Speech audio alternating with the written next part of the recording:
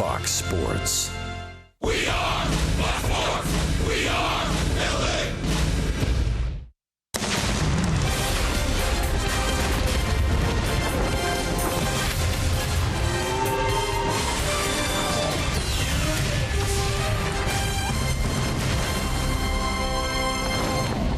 Well, it's been a good trip so far to Kansas City. The Angels have won the first 2 games of this series, and they're looking for a getaway win to head back to Southern California before a 7-game homestand. It is Game 3 against the Royals tonight. We welcome you inside Kauffman Stadium and back to Angels baseball on Fox Sports West, along with Mark Kubica. I'm Victor Rojas. Now, we were certainly treated to a spectacular pitching performance last night by Tyler Skaggs. One of the guys who's been red hot for the Angels. Matt Shoemaker gets the starting nod tonight. Yeah, Victor, he's throwing the ball so well. Any kind of run support, and he would have a fantastic season going on. What he has done, really, in his last 12 starts, ERA 2.39 for Shoe, 3rd best in the American League during that stretch. He only has 3 wins during that time, mainly because there's not a lot of offensive support, but he continues to throw his fastball exactly where he wants, and his split-finger fastball has been devastating during this period of time. We'll even throw that for a first pitch strike to be able to finish off hitters. Strikeout machine around the strike zone a ton. Matt Shoemaker has been very, very good. The Halos have gotten some good pitching. They've gotten some timely hitting, and the defense has remained spectacular. We will focus in on that when we return. This telecast of Angels baseball on Fox Sports West is brought to you by Hyundai. Great deals on amazing cars are going on now at your Hyundai dealer. Visit buyhyundai.com today. By Jack in the Box, the Portobello Mushroom Buttery Jack is back. Taste it before it's gone. By your Southern California Toyota dealers. By Mercury Insurance, on a mission to save you money. Log on to mercuryinsurance.com to get a fast free quote and see how much you can save. And by the Jeep Renegade. Find your inner renegade and reach your highest potential with an EPA estimated 31 highway miles per gallon.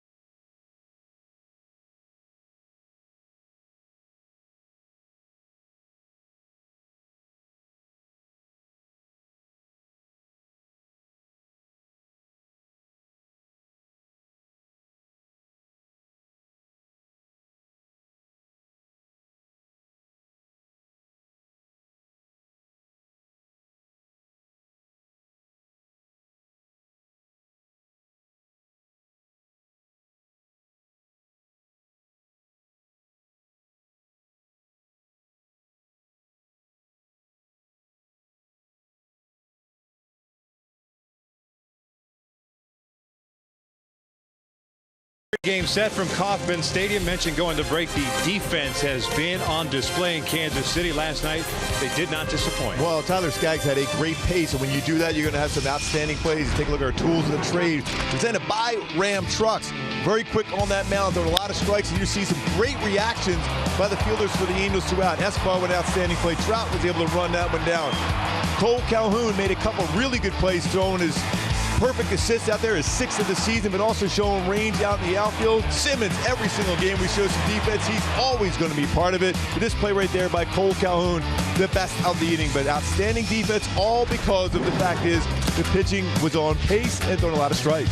Stepping away once again. When we return, we will talk about Mike Trout. Who else?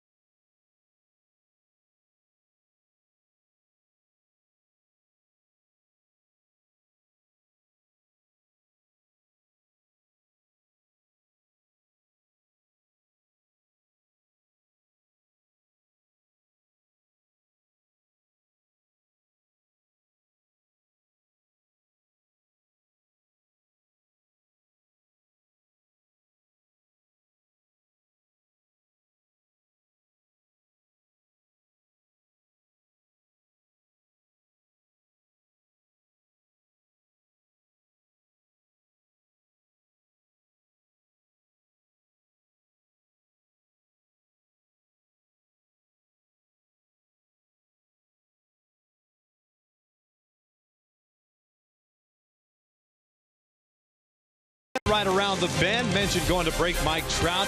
He's a feature on our Open almost nightly because he does a lot of good things. He does a lot of things really, really well. Going back to what he did against Danny Duffy, back just a couple of seasons ago in our flashback, it's worthy of a Carl's Cam replay.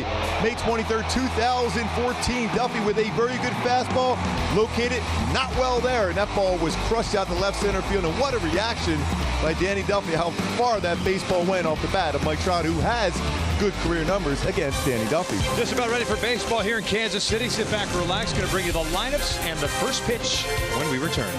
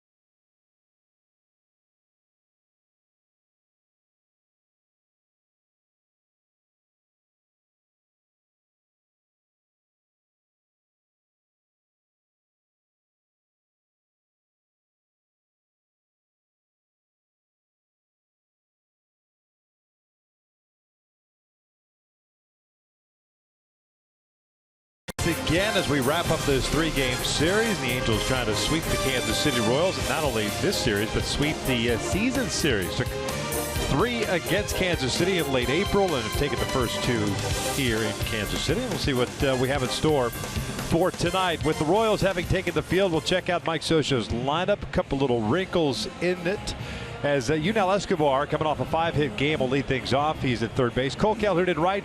Mike Trout at center. Albert's DHing back in that DH spot. He played first base last night. Jeffrey Marte will get to start at first base tonight.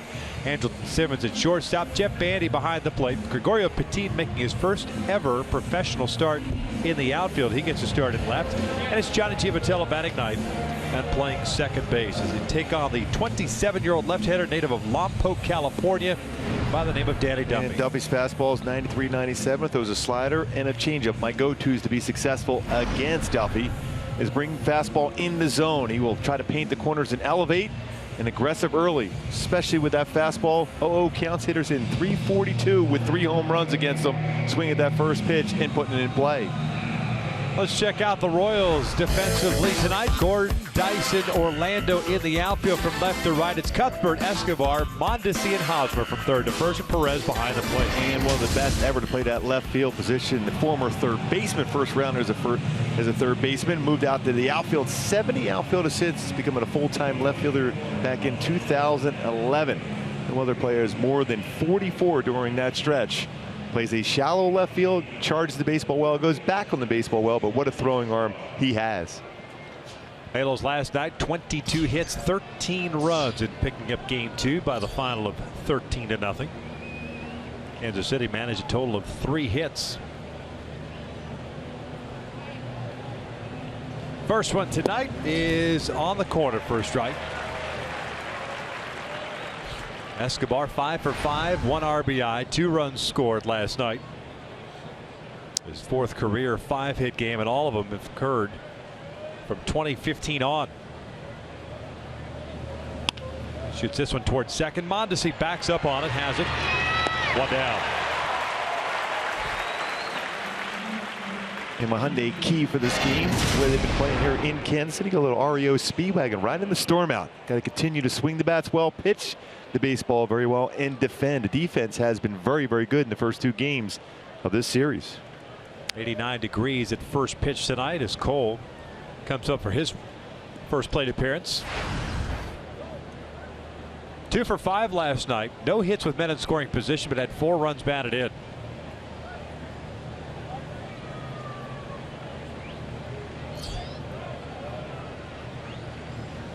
Duffy's first one's fouled back. And he does have a power fastball. When you look at that average fastball for Danny Duffy, 95.3 miles per hour, his average fastball, 5th fastest in the majors. Been pretty consistent since coming out of the bullpen early in the season. He starts in that stretch position, but still maintains that velocity throughout the game. 30th game of the year, 14th start.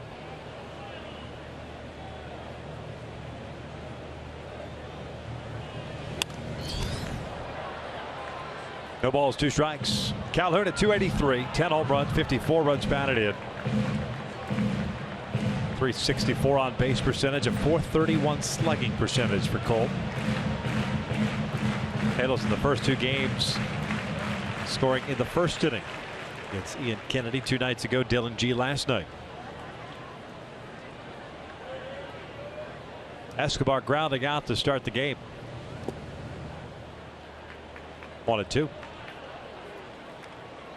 Last night we had some breeze blowing. The flags are kind of pointing in from right.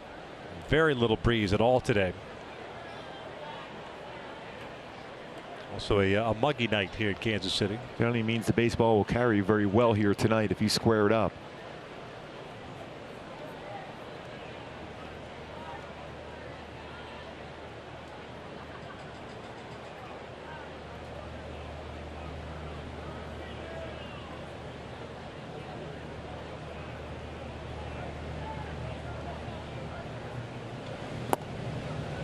Two balls, 2 strikes.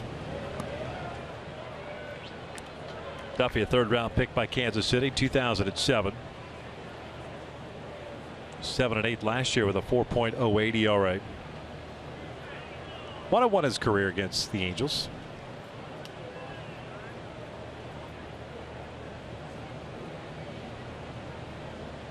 Trout on deck. 2-2. Full count. See that fastball missing off the outside corner. Talk about the need to bring that fastball in the zone. Do not help him out by chasing it. Very difficult to catch up to 97 a little bit off the plate like that.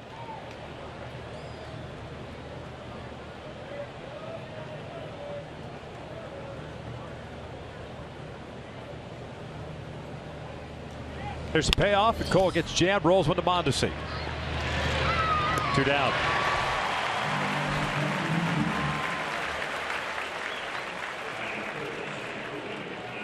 So Trout will bat with the bases clear.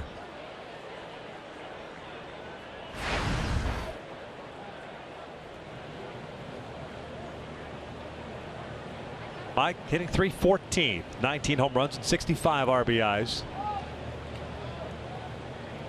2 for 5 last night. 3 runs batted in. Also scored a run.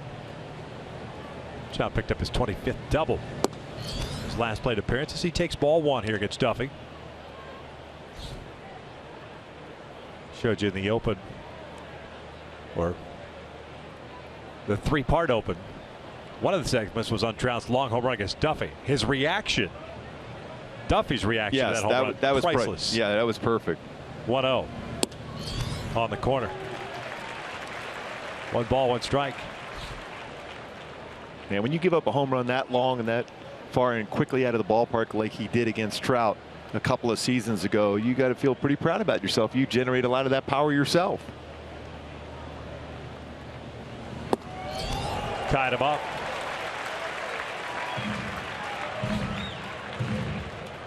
Now behind in the count, but very comfortable and very good behind in the count. See his batting average numbers against Duffy in his career, 3 for 6, including that home run. 341 batter. And behind in the count.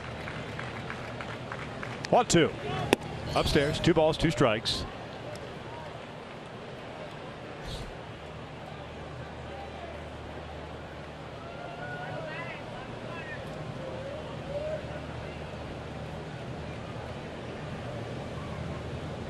Two ground downs to Mondesi at second. Trout strikes out swing. Almost a little quick pitch there, huh?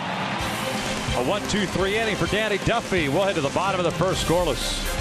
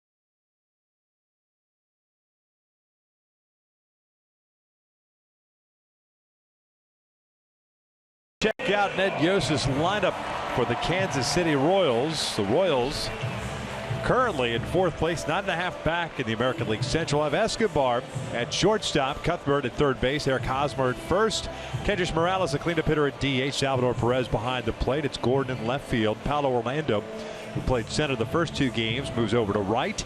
Mondesi Jr. at 2nd base, and Gerard Dyson batting 9th and playing center field as they take on Matt Shoemaker He's making his 20th start of the season. So far 5-10, an ERA of 3.99. We talked about how well he has thrown the baseball in his last 12 starts. Very good ERA, 2.39. But my go-tos for Shu to continue that streak going. His first pitch splits, especially against this Royal lineup. They are very aggressive on fastball, though that split. And then pitch your game. Don't worry about how many runs you're going to get scored for. You just go out there and continue to pitch the way you've been pitching over this stretch of games, which have been very dominant for Matt Shoemaker. Alcides Escobar leading things off for Kansas City. Mentioned they hit a total of 3 hits last night. And the first one is down and in. Escobar had one of those 3 hits. Matter of fact, it was Escobar, Cuthbert, and Orlando. That was it for this Royals team that has struggled of late. That's upstairs. 2 balls and no strikes. Tyler Skaggs was incredible in his 7 innings, 5 strikeouts. First start out of the gate, almost 2 years. And he was electric. Hector very good his start too. So back-to-back very good starts by the lefties for the Angels in the series. Now a righty and Matt Shoemaker going tonight. 2 balls and a strike. Shoemaker has not fared well in his career against Kansas City. 3 starts, 0-2 record, a 13.5 ERA. But they haven't seen this Matt Shoemaker that's thrown the ball so well. Remember, Shoemaker threw an excellent game against them in the postseason back in 2014.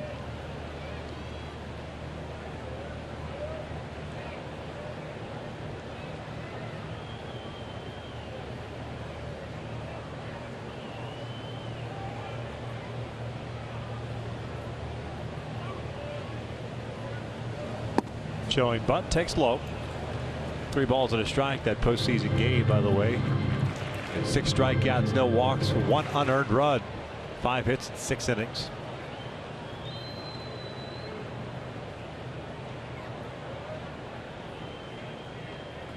Of course, we know how that didn't play out for the Angels. Full count. Pretty good life on that fastball, on a fastball count against a very good fastball hitter. Got it by him at 93. Escobar 3 for 5 in his career against Shoemaker. Comes at batting .260 with a home run and 24 runs batted in.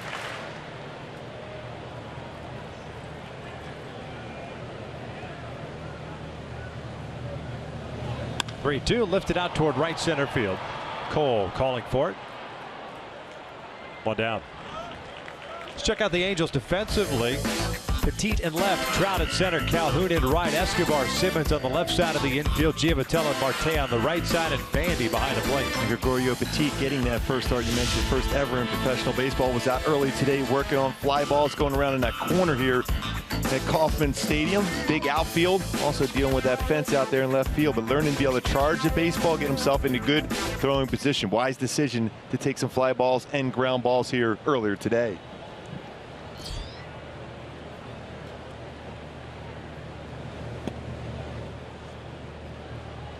1-0 count on Chesler Cuthbert, the third baseman.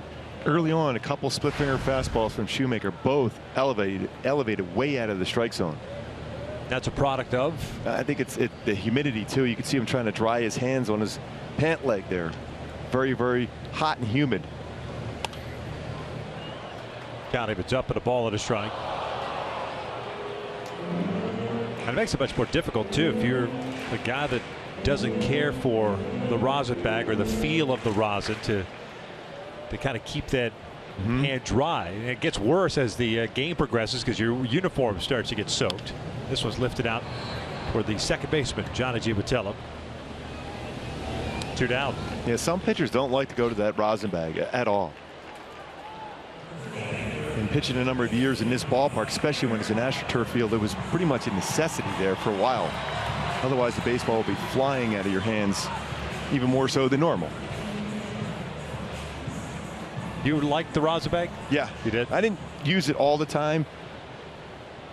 Just as I went out there to start the inning, and then that would be good enough to be able to get through the inning. There's the rosin bag.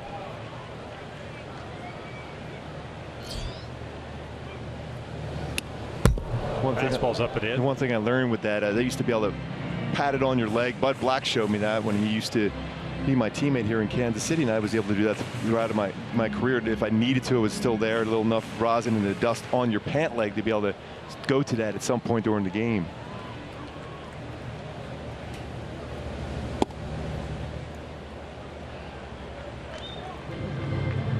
Shoemaker pitching from behind through the first 2 batters, gets 2 outs. Behind in the count on Hosmer at 2-0, hitting .288 with 13 home runs and 54 runs batted in.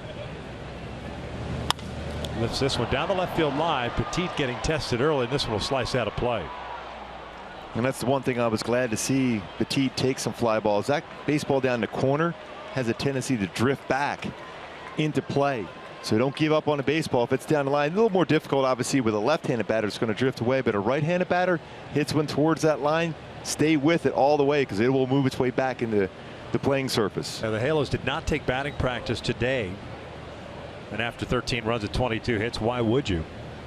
But Alfredo Griffin, Gary DiSarcina were out early working with Petit. 2-1. That is pulled over to first. Marte's got it. Halos went down in order. Shoemaker returns the favor. We head to the second scoreless.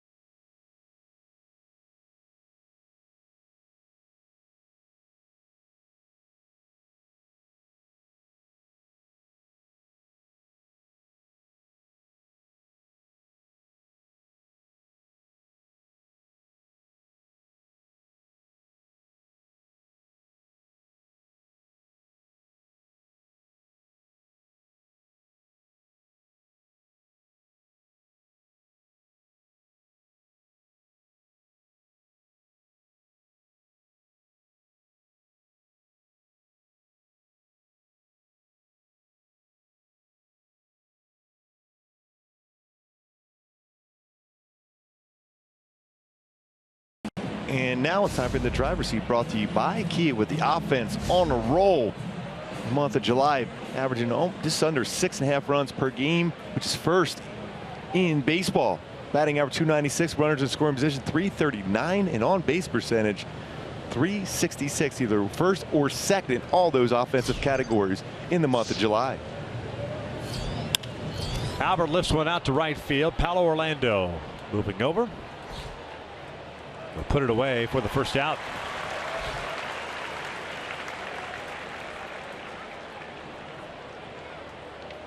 One pitch, 1 out. 4 batters face for Duffy. He's retired all 4. Jeffrey Marte coming to the plate. And very rarely does Albert swing at that first pitch. About 12.8% of the times he will swing at the first pitch. And against Duffy, though, you get a lot of first pitch fastballs. Why would you not attack that fastball early on?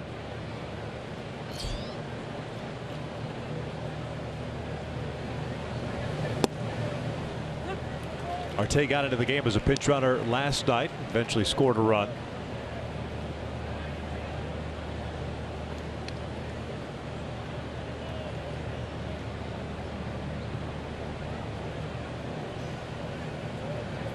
Gets a start tonight at first base. This one's cued foul. 0-2. And Jeffrey at 221 with 6 home runs, 17 RBIs. And Marte was out earlier today too, working on some ground ball action at first base. It's like Petit out and left. Made a nice play to be able to finish off that last inning. They have no Todd Cunningham on the roster. The Angels having to kind of shift guys around. No Daniel Nava tonight. Lefty on the bump. 1-2. Phil Cuzzy is the crew chief. He's calling the balls and strikes tonight. Dan Bellino at first base. Adam Hamari at second, and Paul Nart at third base.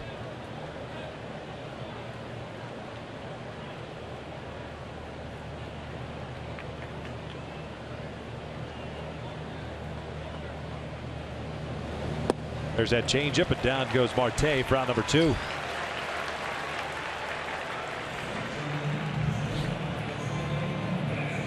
Hey, let's take it on the Red Sox beginning tomorrow night and on Sunday. It's a 12:35 start. Fans in attendance will receive a one-of-a-kind umbrella hat courtesy of Waba Grill while supplies last. Go to angels.com/promotions to get your tickets.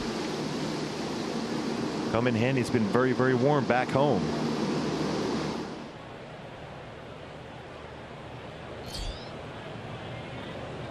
Well, 2 out, space is clear for Simmons. Angleton swing first pitch, hits one out to deep center field. Big part of the ballpark here. Dyson is there, and the Angels down in order. 6 up, 6 down for Duffy. We head to the bottom of the second, scoreless.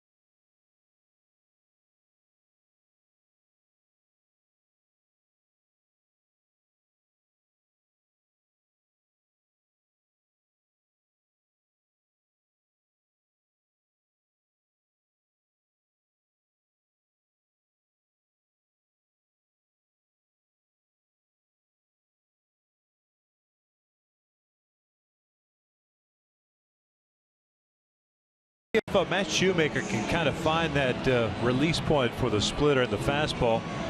He retired the side in order in the first inning. It's tough to complain with that, but not the typical command that we've seen from Shoemaker. And especially how well he has thrown first pitch strikes. 0 first pitch strikes to the first 3 batters he has faced in this game.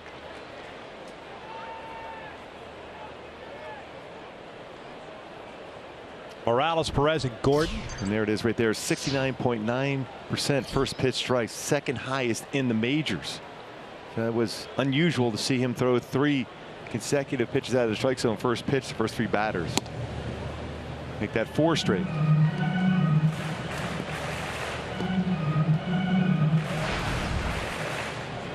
Kendrick's hitting .251, 16 home runs and 49 runs batted in. Fouls this one off. Kendrick's 0 for 3 last night. Kansas City kind of in that limbo mode as far as the non-waiver trade deadline coming up on Monday.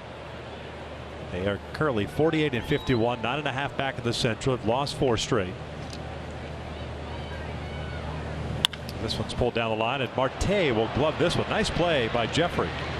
1 down. The question becomes for Kansas City, with a core still together going into next year, if you have a piece that you can move to get you some help for next year, then you try to do it. But otherwise, why even risk it? I know Kendricks is a free agent at the end of the year. He's a guy that could be of interest to some teams.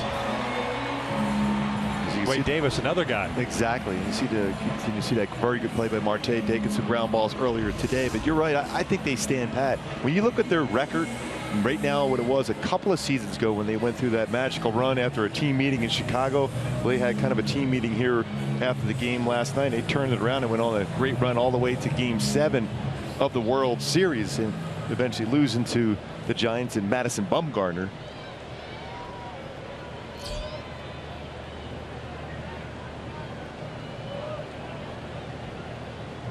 Salvador Perez will swing first pitch and pop it up to shallow right.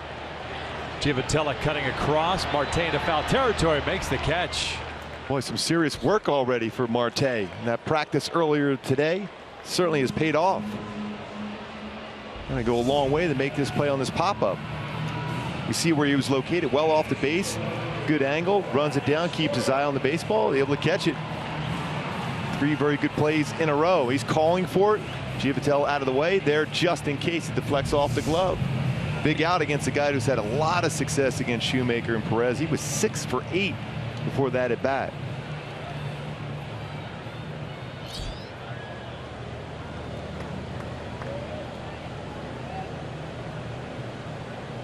Two outs, bases clear for Alex Gordon.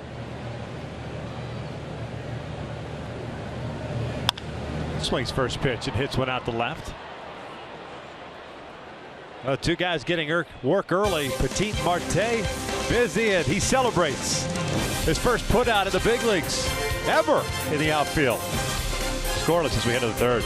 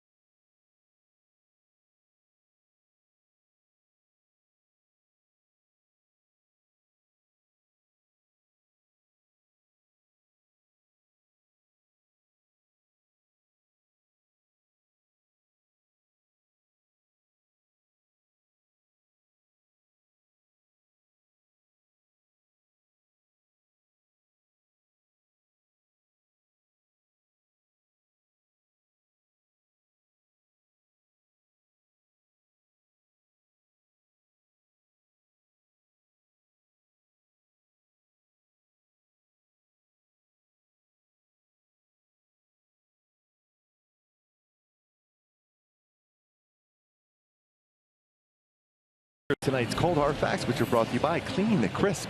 Coors Light 22 years ago today.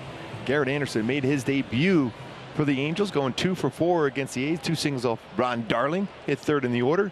Still holds the record for most hits wearing that Angel uniform with 2,368 career hits for GA, who is going into the Angel Hall of Fame in just a few more weeks. Jet Bandy to lead things off against Duffy. He'll take ball 1. Bandy, Petit, Giavotella. What a sweet swing Garrett Anderson had, and probably still has to this day. Bandy fouls it back. Certainly on the golf course now he does. Yeah. Didn't he get a hole-in-one in Albert Pujols' celebrity golf tournament earlier this year? Yes. We talk about a guy that can drive the ball to the alleys, both left center and right center. GA was fantastic. Same guy that I played rookie ball with at the plate. From the time he started, the time he ended. Same type of swing, same way he maneuvered out in the outfield. Just smooth and steady. Some real big hits in that 2002 World Series, and that run to the World Series for the Angels, winning their one and only.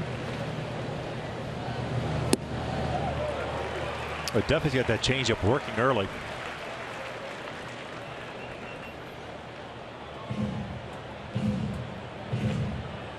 Yeah, we talk about percentages of pitches overall. About 67% of his pitches will be fastballs, 22 sliders, 15% changeups.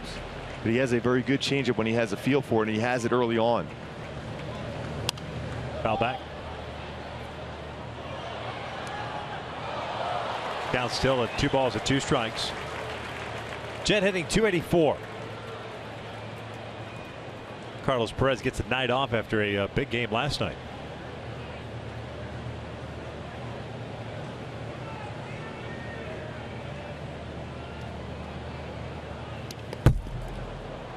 Slightly overthrown fastball. Tends to happen on occasion. Especially after back-to-back changeups. Well, since June 27th for Danny Duffy, 8.5 walks, strikeouts per walk. So he's been dominant as far as strikeouts to walk ratio. Been very, very good. Ahead of the count, finishing off hitters. Bandy looking for a mistake here, though. 3-2. Got a fastball, fouls it straight back. Yeah, he had a mistake there, and he had a good swing at it. Well, we just showed Carlos Perez. We talked about how well he did at the plate, but behind the plate, how he worked so well with Tyler Skaggs last night. It was excellent. See his last 8 starts for Duffy. Great ERA, great record.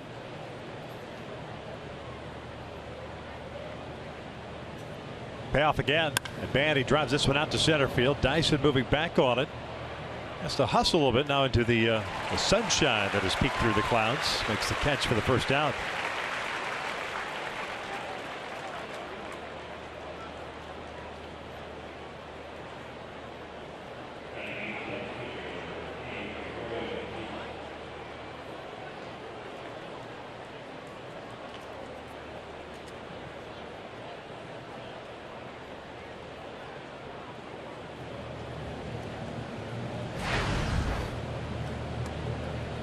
Petit, a .276 batting average with a couple of home runs and 15 runs batted in.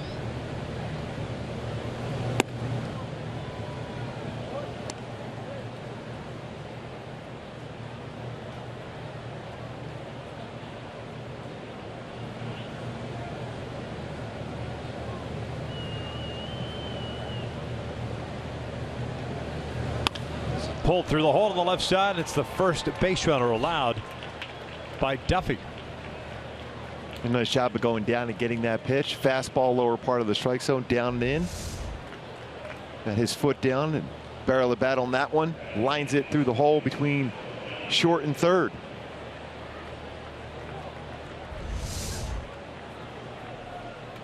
And we showed that home run earlier today where Trout hit against Duffy a couple years ago. It was the lower part of the strike zone. His most effective fastballs at the upper part of the strike zone, especially when you're rushing up there at an average of 95.3 miles per hour. Difficult to catch upstairs, a little easier lower part of the strike zone. John looks at a strike, not happy with that call. Chiavatella hitting .267.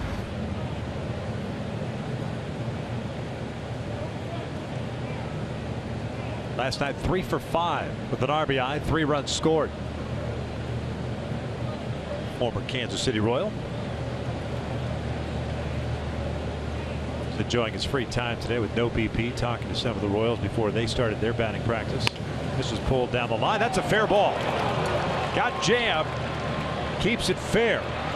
And Petit will end up at third base, and Johnny at second with a double. 20th double of the year.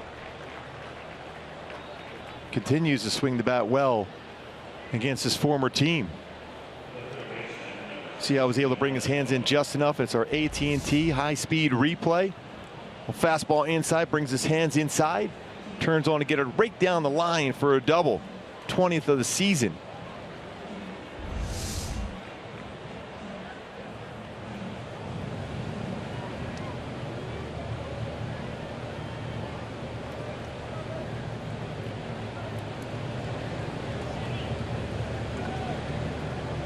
Corner infielders about even with the bag. Middle infielders back in normal depth. Yunel Escobar grounded out his first time up. 0 for 1.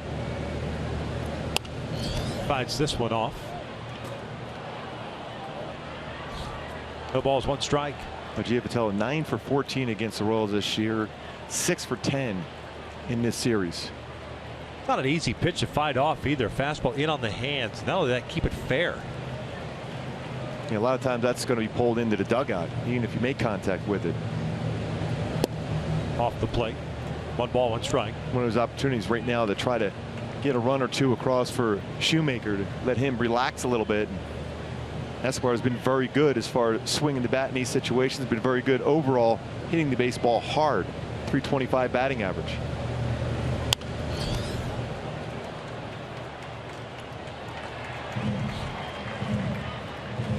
Halos last night ended up going 9 for 25 with men in scoring position.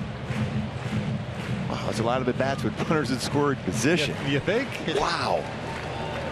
In Boston, they went 13 for 27 when they had 22 hits. Scored 21 runs. The 1-2 upstairs. Trying to get him to chase a fastball. That was surprised he wouldn't go to his slider now. Well, Escobar's been pretty good on breaking balls and off-speed pitches. 308 batting average against off-speed pitches. 294 against breaking balls.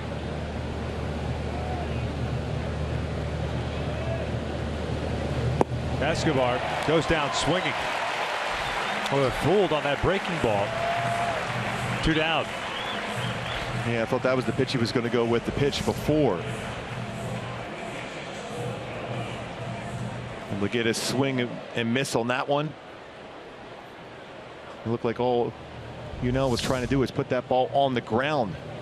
Unable to make contact, something that he doesn't do a whole lot, is swing and miss. Get that swing right there. Do you think he's looking fastball away? Had to be looking fastball. But when you look at percentages of pitches that he throws, Duffy, he throws a lot of fastballs, but he does have a good breakable and a solid changeup. I thought he was going to go with that. I was going to go to the pitch before. So 2 outs, runners at second and third. Cole, skies went to left. So the Angels will leave a couple in scoring position after getting second and third of 1 out. At the bottom of the third, no score.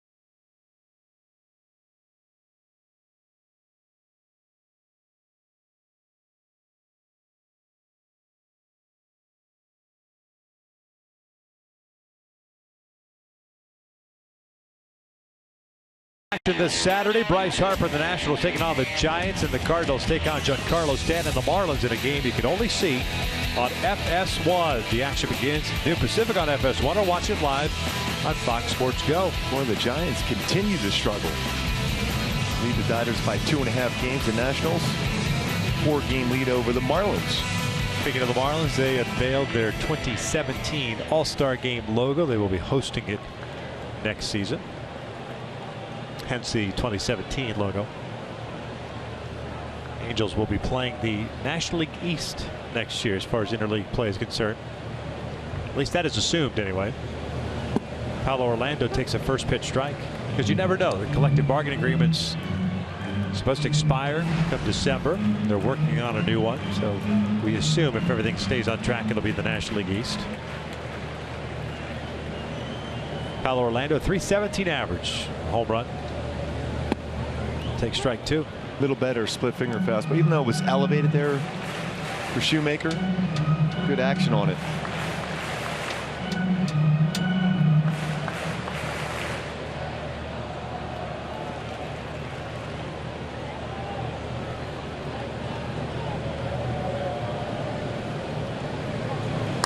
Reaching forward, Simmons has to come in on it, get rid of it quickly with the speed of Orlando. One down.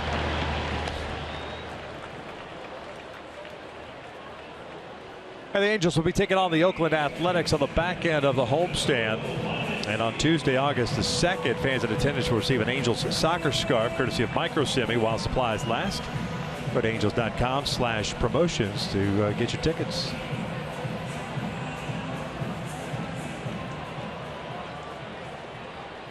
Quite a few Angel fans here at Kauffman Stadium. You'd drop a couple of LBs if you had that soccer scarf on right now in Kansas City. It'd be quite comfortable. Said nobody. Here's Mondesi, switch hitting second baseman. Made his regular season debut last night. He'll take ball one. Mondesi, first at bat, drove one to the warning track in center. Cuts through the breaking pitch. Ball and strike. You would think Shoemaker against Mondesi, a youngster, throw a lot of off-speed pitches out of the strike zone. See if we'll get him to chase like he did on that one. It's going to be good on a fastball. More difficult for him to make contact on something off-speed. 2-1 count. Mondesi went 0 for 3 in his big league debut.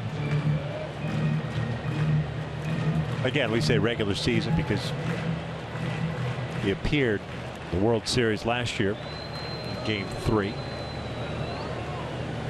The son of former Dodger Raul Mondesi. 2-1. Chops this one towards short. 2 down. Yeah, you got to get rid of that baseball quickly like Simmons did on that throw with Mondesi going down the line. Very, very good speed himself. I'll tell you what, we've seen a Gold Glove showcase for shortstops in this series between Alcides Escobar and Andrelton Simmons. The range, the arm strength, and how soft the hands are and quick to transfer. A couple of jump throws. It's been fun to watch. Here's Gerard Dyson, first action of the series.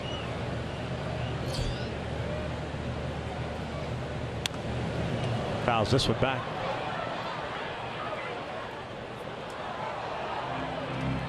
Dyson hitting .250 through 67 games this year. 10 doubles, 2 triples, a home run, 14 RBIs. Talk about speed.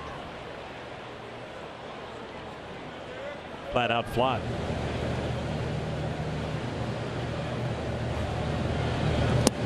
Just missed it.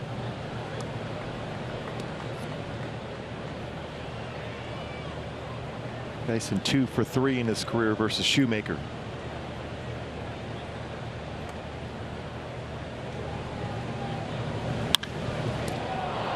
Jeffrey Marte, a busy man. And another 1-2-3 inning for Matt Shoemaker. 3 in the books, still scoreless.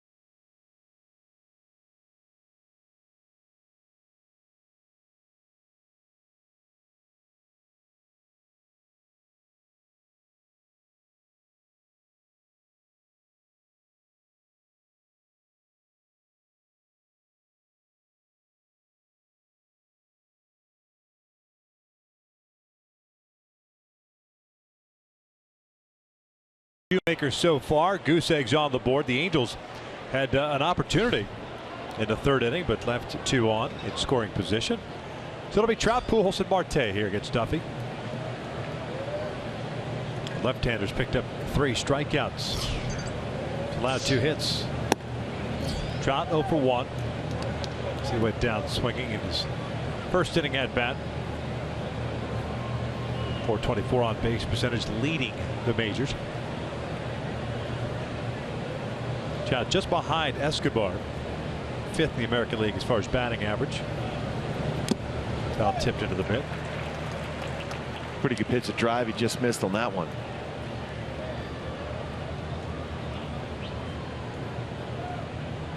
Mike 4th in runs scored with 78. Josh Donaldson leading the way with 86. He's tied with Donaldson at the start of the day with walks 67. 1-1. Fouled off of Perez. He was late on that swing, right off the body of Salvador Perez.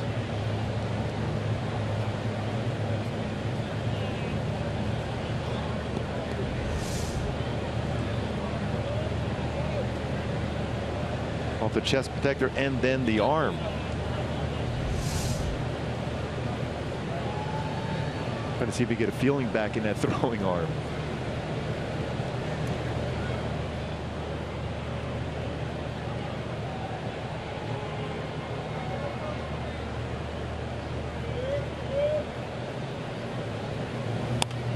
Jammed it with a fastball. Boy, Duffy with real good life on his fastball tonight also.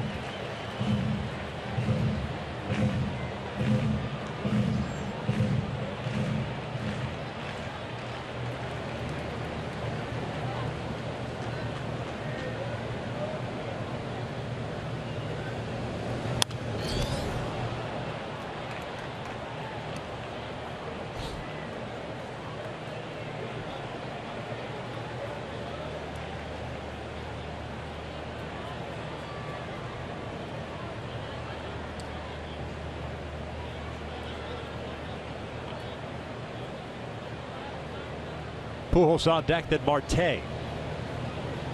Some guys don't like pitching in the heat or the humidity. On others, felt like they got loose a lot quicker and they had a little more zip, at least in their mind, thought and felt like they had a little more zip on the fastball. Yeah, less wasted pitches in the bullpen because you're ready to go. You grew up in the cold weather, as did I, but still wasn't a fan of it. Anytime you get that crisp, 40s, 50s, especially in the early spring, never felt like your arm felt like it was about to fall off. Yeah, I had really bad numbers in the month of April in my career, but after that, especially when the month of June came around and it was warmer, that's when I felt much more comfortable on the mound. Full count, especially here with the AstroTurf. Yeah, you get a good sweat going, like immediately. I remember guys in day games walk off the mound, off the field and put their feet with their cleats on in buckets of ice, and you see the steam come off their feet. Yeah, one of the best things they did here was put natural grass down. 3-2. This one's fouled off. Rubberized warning track and the plastic grass. And that AstroTurf was extremely hard too. You see, some of the guys that played on there for a lot of years, including your dad. The knees, the back. And it was just the cutouts around the bases. Now at least they're doing the dirt infield. Tampa, Toronto. 3-2. Another foul. It's good at bat for Trout here. Yeah. Seeing a lot of pitches, fighting off some tough pitches behind in the count early. Next pitch will be number 10. Yeah. Nothing abnormal for that for Trout, seeing 4.40 pitches per plate appearance, was the 3rd most in Major League Baseball.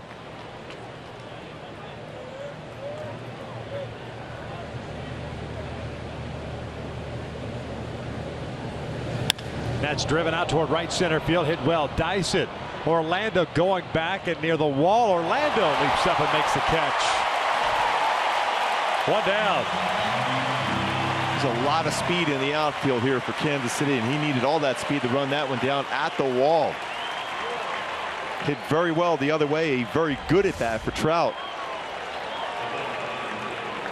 Leaps up there right by that 387 sign.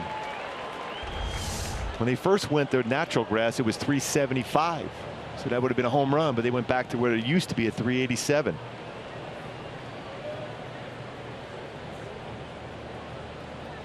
So a 10-pitch at bat for Mike Trout results in an out. First one here in the fourth, and here comes Albert Pujols.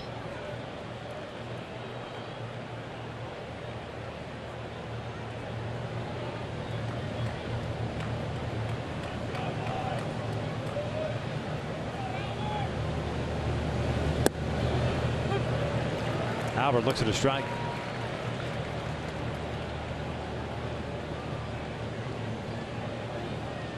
Albert with a fly ball to right field in his first at bat.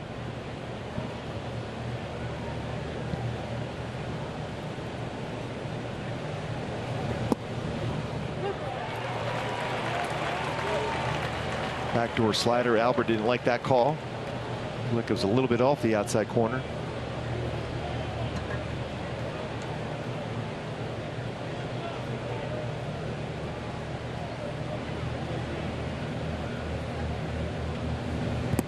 Albert goes down swinging on the off-speed pitch. 2 down.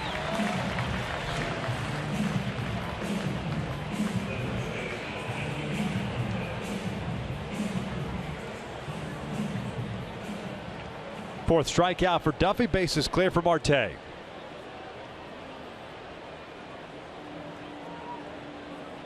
Eleven of his 25 hits this year have been for extra bases. 6 home runs, 5 doubles. Look for Marte to look for a fastball in inner half of the plate to try to turn on this one.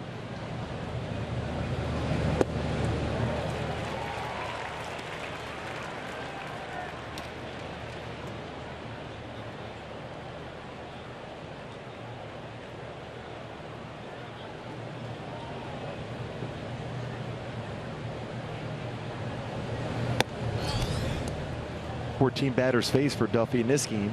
10 first pitch strikes. Both these pitchers throw a lot of strikes.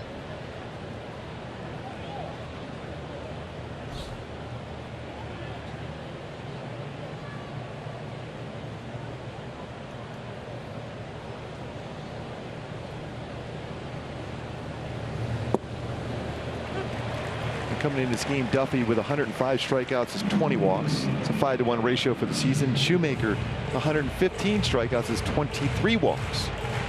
Same thing, both 5-to-1 ratio as far as strikeouts to walk.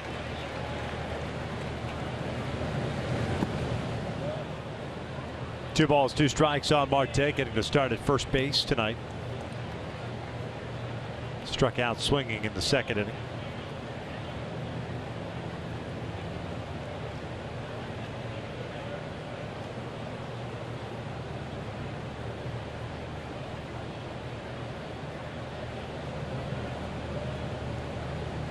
Two. Upstairs, full count.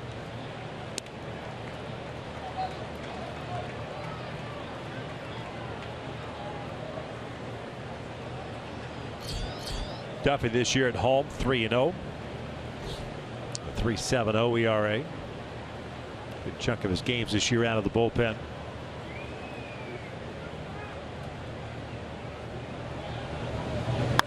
That is ripped into the left field corner. One hops the fence. Gordon plays the carom cleanly, and Marte is able to go into second with a stand-up double. Well, that was a rocket. We talked about his ability to get the extra base hit. Now 6 home runs, 6 doubles. With that double there with 2 outs here. One hops the wall. And a couple of the hits that Duffy has given up so far, the pitches are in the inner half and down against right-handed batters.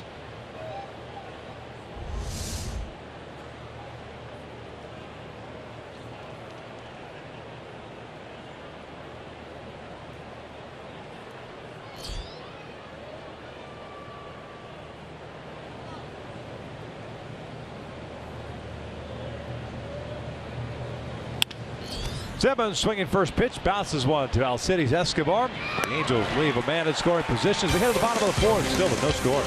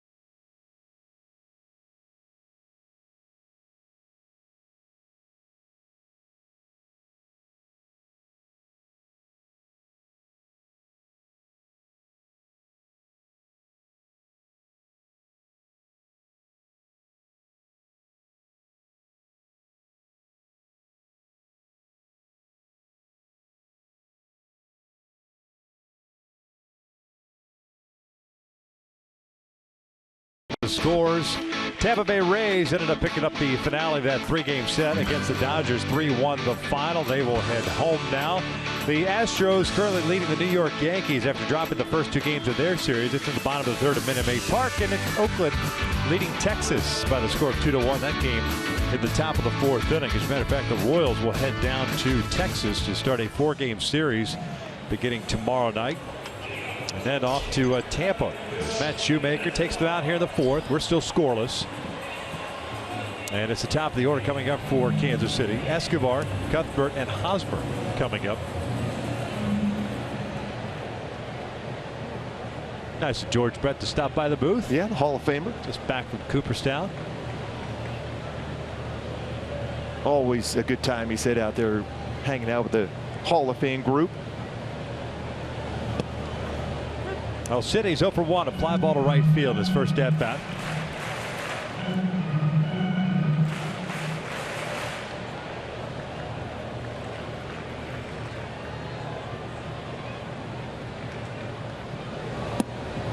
Hit at the knees. 0-2.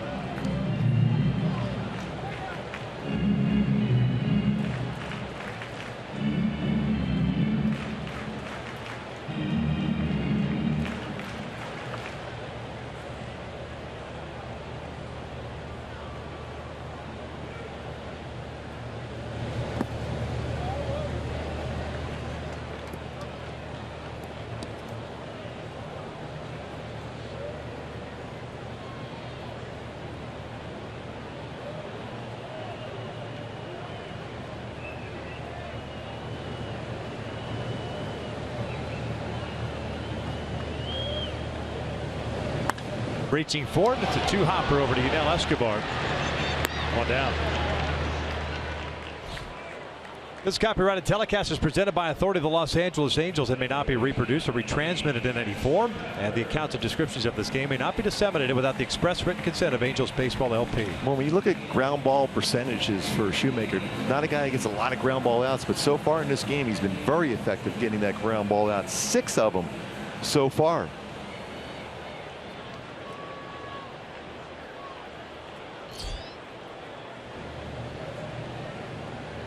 Chesler Cuthbert popped out his first time, so he's 0 for 1.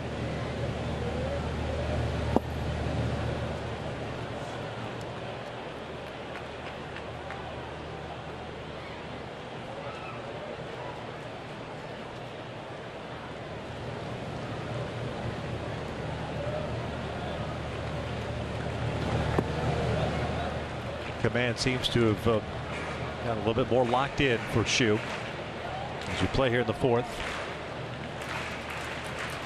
Yeah, well, when you look at his focus he has, it's been unbelievable during this stretch. 12, 13 games. And when he gets the hitters to start looking for that split finger fastball or slider, he's still able to spot his fastball well with good velo. And they get late swings like you just saw.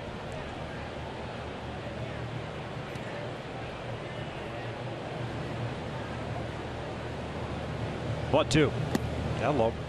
And when you look at his average fastball, according to Fangraphs this year, it's 91.4 miles per hour. Last year, 90.2. He's been really close to that average throughout his career, but this year a little bit more so on his fastball and located a lot better, especially during this 13-game stretch.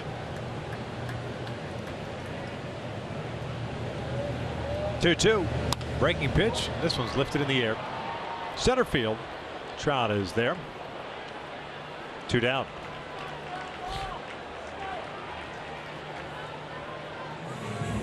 So it'll bring up Eric Hosmer. He hit a shot down the first base line, but it was gloved nicely by Marte. The Royals first baseman's 0 for 1.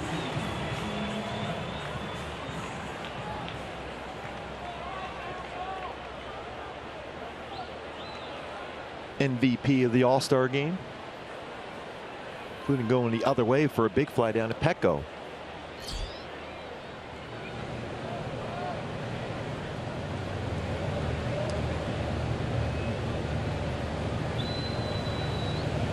Swinging first pitch, lines went out the left. Petit is there. 4 complete. Matt Shoemaker's yet to allow a base runner, but we're still scoreless as we head to the 5th.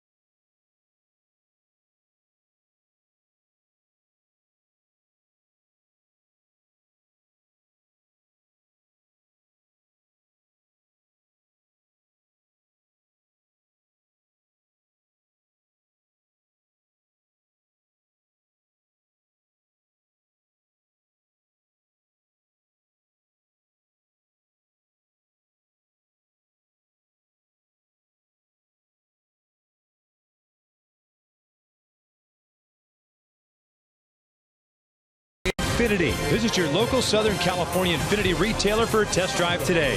By El Pollo Loco, try the new overstuffed quesadillas today. And by Longo Toyota, #1 for 49 straight years. There must be a reason. Why go anywhere else? Scoreless as we begin the 5th here at Kauffman Stadium, the final game of this 3-game set. Danny Duffy's allowed 3 hits. No walks. He'll face Jet Bandy, Gregorio Petit, Johnny Giavatelli. It's the bottom 3rd for the Angels here in this 5th inning. 4 strikeouts for Duffy.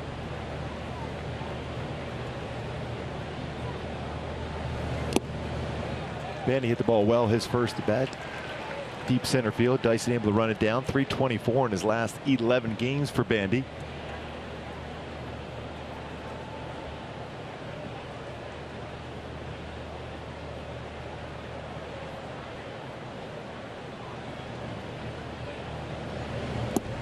Check swing.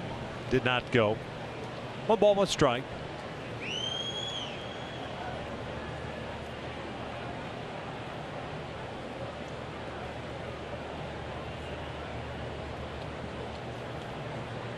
Kind of what we were hoping for as far as the matchup. That Duffy has thrown the ball. Same goes for Shoemaker. Shoe in the 1st inning. First 4 or 5 batters of the game really erratic with that command. Matter of fact, to start the game went 3-1 on El City's Escobar before Escobar on a full count and a fly ball to right, and then he started to settle in. Lifted, foul, and out of play. 2 balls, 2 strikes. Yeah, Shoe started out facing the first 6 batters as 2 first pitch strikes, but since that point he's faced 12 batters, 7 first pitch strikes. So getting back in that flow where he's ahead of the count, where he's been so good this entire season. You talked about the focus when he was out on the mound. Clearly he's in that mode throughout the game from the minute he starts warming up. And I would imagine that going to the stretch that he's gone in are currently still on. That is low for ball 3. That when you have this much success as he has, and has turned his entire season around, that you try to repeat every little thing that you've been doing the previous time out. Yeah, there's no doubt. Everything from the exact time you start throwing your first pitch to warm up to everything crossing the line, the right point, sitting in the right spot in the dugout. There's a first walk allowed in this game, and it's a leadoff walk to start the 5th. Gregorio Petit coming to the play. We'll check out the Angels in-game box score. Mentioned 3 hits. Petit and Giavatelli had a single and a double. And that was in the 3rd inning with 1 out, but they were stranded in scoring position. The only other hit, Jeffrey Marte, double last inning.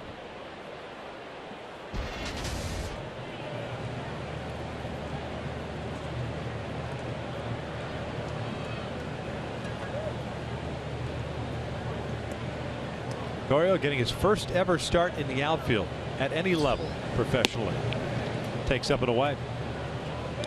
And that hard work he put in before the game has paid off. A couple plays already in the game. Same thing with Marte at first base. Hey, it's an opportunity for a guy that's going to be moving and playing different positions to give himself a better opportunity to swing the bat, be able to play some left field.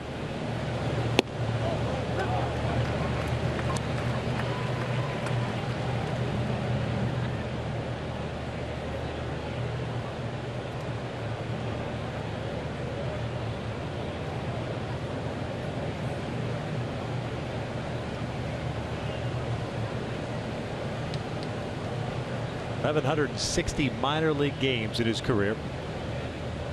Tonight, the 135th of his big league career. That one is outside. And my Hyundai key for this game, hoping for that offense to get it going like it has been here in Kansas City, riding the storm out, trying to get some run support for Matt Shoemaker. Petit, his first at bat, lined it single into left field.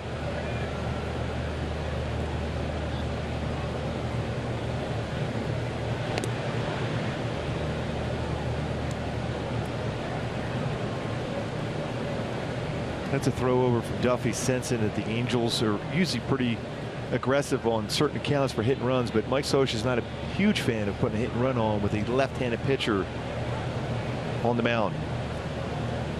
2-1. Teague fouls it back. 2 balls, 2 strikes.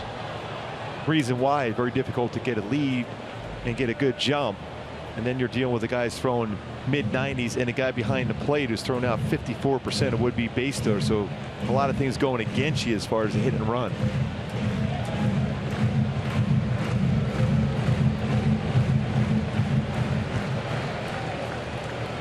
Jet Bandy with a leadoff walk stands over at first base. Full boat.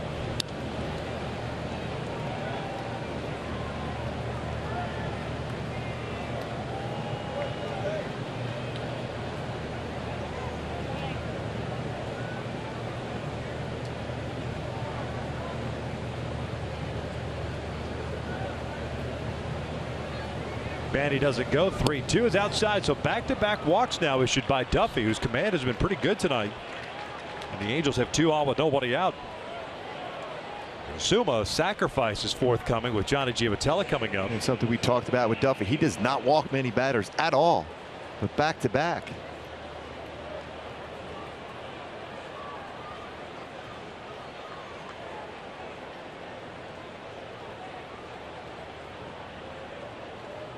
And your goal here for Giavotella is force the third baseman to field this bunt. 3 sacrifices on the year. Cuthbert and Hosper at third and first respectively, anticipating it.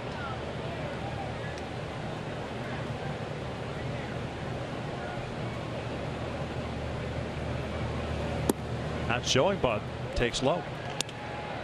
And the one thing about this, if Johnny does get the call to bunt, you bunt that to the first base side, especially with Hosmer, his athleticism and his throwing arm. That's going to be a difficult task for Bandy to get to third base. Especially with Bandy running. Exactly. So that's why you better make sure if you bunt the ball, make Cuthbert field that bunt. You would think it'd be easier with a left-hander on the mound as a right-handed batter to get that ball down the third base line. Not bunting. Takes a strike.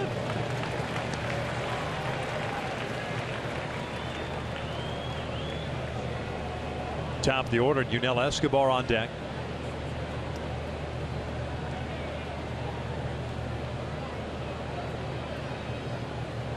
Giavotella with 3 sacrifice bunts this year.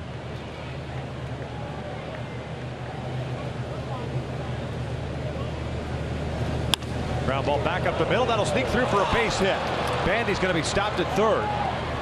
So the Angels have him loaded with nobody out. I think what that came down is Mike Scioscia knows that Giavotella has swung the bat so well against his former team, letting him swing away, and another good swing back up the middle. Looked like it hit off the body of Duffy and still able to get through the middle for a base hit. Seventh hit of the series here for Giavotella. That's a perfect swing. We talked about that even in the pregame show about how good the swings have been in this series as far as the middle part of the field. Another perfect swing by Giavotella. First hit tonight for the Angels with a man in scoring position, but it does not bring home a run. Escobar grounded out in the first, struck out in the third. Infield back at double play depth. Got a high off-speed pitch, fouls it back. You see how angry he is that he had a pitch drive. One thing for Jet Banny is he tries to get a big secondary lead just in case something's hit on the ground. He's got to be ready to run back to that base at third and run inside the baseline because Salvador Perez likes to throw that back pick to third. No balls, 2 strikes. Escobar this season 1 for 5 with the bases loaded.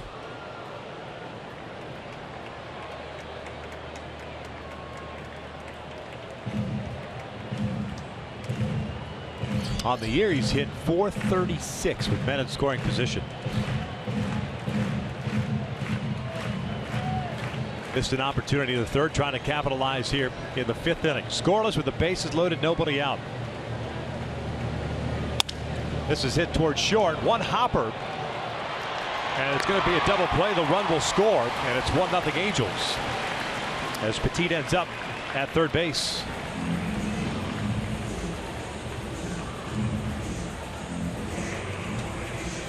Looked like he threw him that exact same all-speed pitch that he got him to swing and miss his last at bat. This time he gets a double play with it.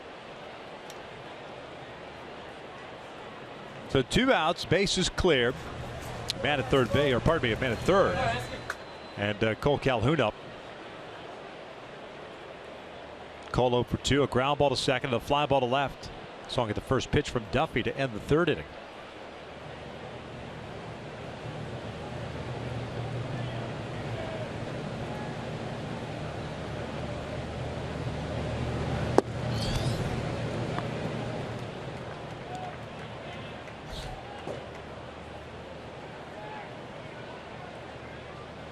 Sensing a theme here with Matt Shoemaker on the mound. Unfortunately. Well, especially with the bases loaded here with one of the best hitters in the game at the plate, and Escobar. But Duffy able to get him hit with a double play. This is ripped toward first. Hosmer's got it. He'll take it himself, and that's all the Angels get. Bases loaded, nobody out. They score 1. We head to the bottom of the 5th. 1-0 Angels.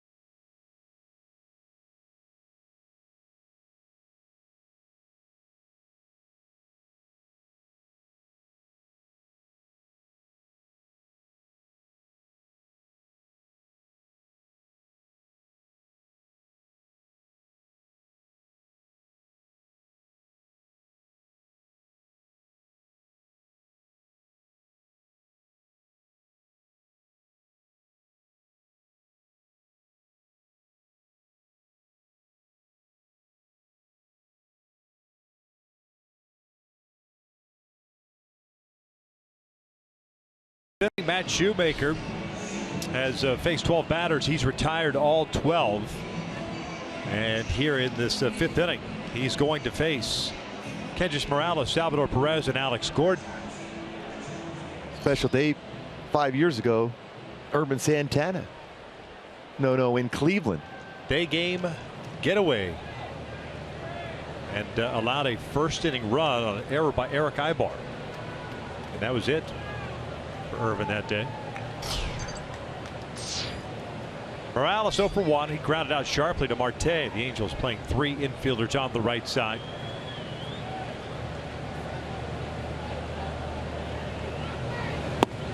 First one in for a strike. No strikeouts for Matt Shoemaker yet tonight.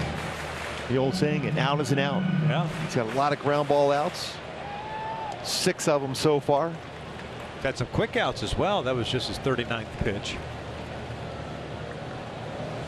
He's had 3 one-pitch outs in this game. Very similar to what we saw from Tyler Skaggs last night.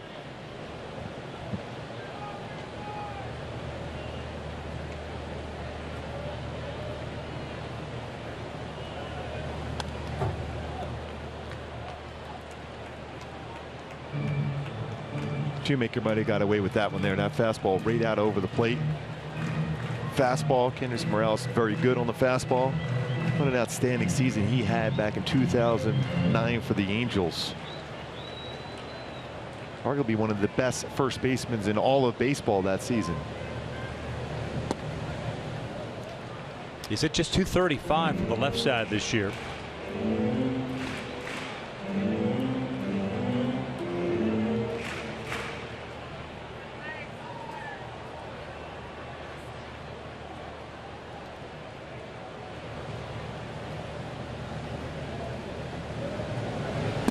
Got him with the off-speed pitch. 1 down.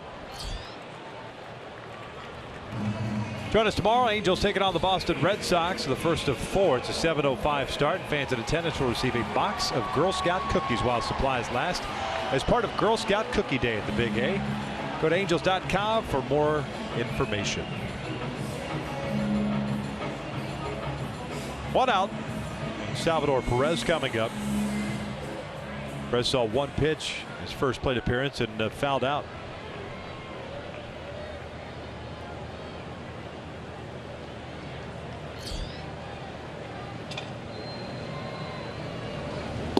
Takes a strike.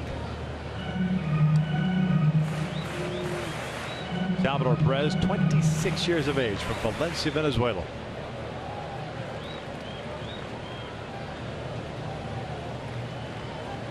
Sixth big league season. He drives this one out to the alley in right center field. Long run for Cole, and he dives and it goes off his glove. That would have been an unbelievable play as Perez stops at second with a double. Great effort by Cole Calhoun in right center. Yeah, that would have been one for the ages that he was able to hold on to that baseball. What an effort. You're talking about going a long way. Full extension on the dive, just off the glove as he makes contact with that warning track. But what an effort.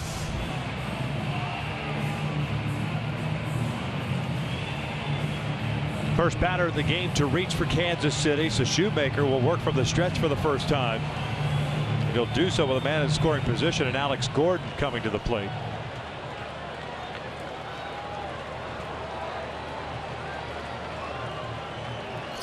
Double by Perez, his 20th of the season.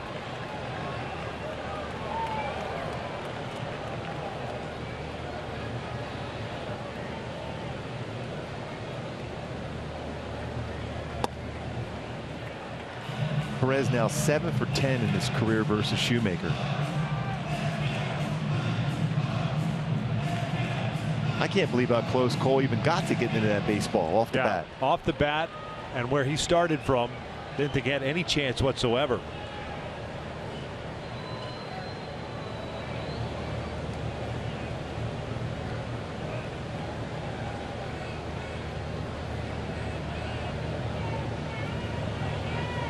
This is ripped to right field, a base hit. Perez will be stopped at third. So back-to-back hits with one out here in the 5th inning. Runners at the corners now for Paulo Orlando. I mean, that's not unusual to make a mistake when you're the first time you're in that stretch position this late in the game like this. You've threw a number of pitches in the stretch warming up, but here into the 5th inning, he hadn't been into the stretch yet. See that elevation on that fastball, and Gordon went down and got it. He's been very good on pitches up in the strike zone so far this year, but very un-Gordon-like on pitches in the lower part of the strike zone. 126 batting average.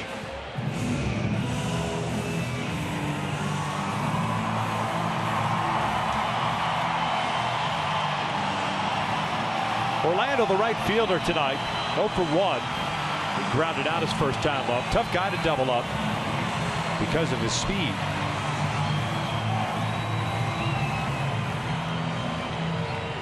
His average with men in scoring position at 361. 1-0 Angels, scoring at the top of the 5th, but only getting 1 run.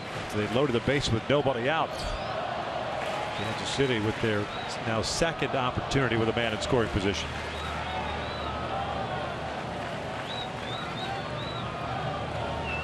That's out toward left center field. Petit giving chase. No one's going to get there. This one is a one-hopper over the fence. It'll go for a ground rule double, so Gordon will head back to 3rd. And this game is tied at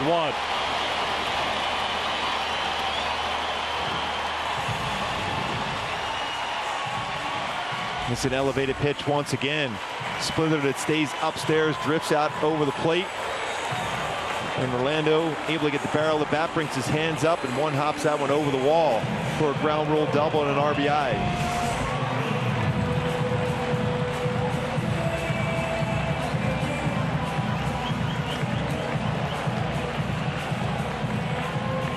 So we're tied at 1, 2nd and 3rd now. And it's Mondesi at the plate. The Angels bring their infield in. 3 quick, loud hits. Double, single, double by Kansas City. Shoemaker working from the full windup now.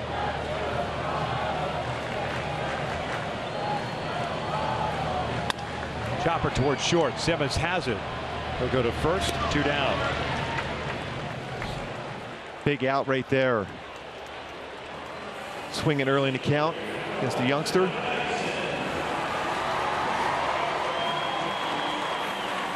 And you also have to be aware right now as a corner infielder that Dyson, even with 2 outs, still tries to do that drag bunt or push bunt.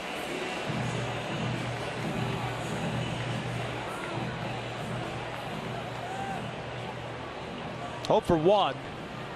Grounded out to Marte in his first at-bat. Jeffrey just behind the bag at first base. Escobar near the cut of the grass at 3rd. Shoemaker trying to keep this a 1-1 tie. This one's pulled to 1st. Marte's got it. He'll take it himself, and Shoemaker does just that. Royals tie it up as we head to the 6th inning. Trout, Pujols, Marte coming up. It's a 1-1 game.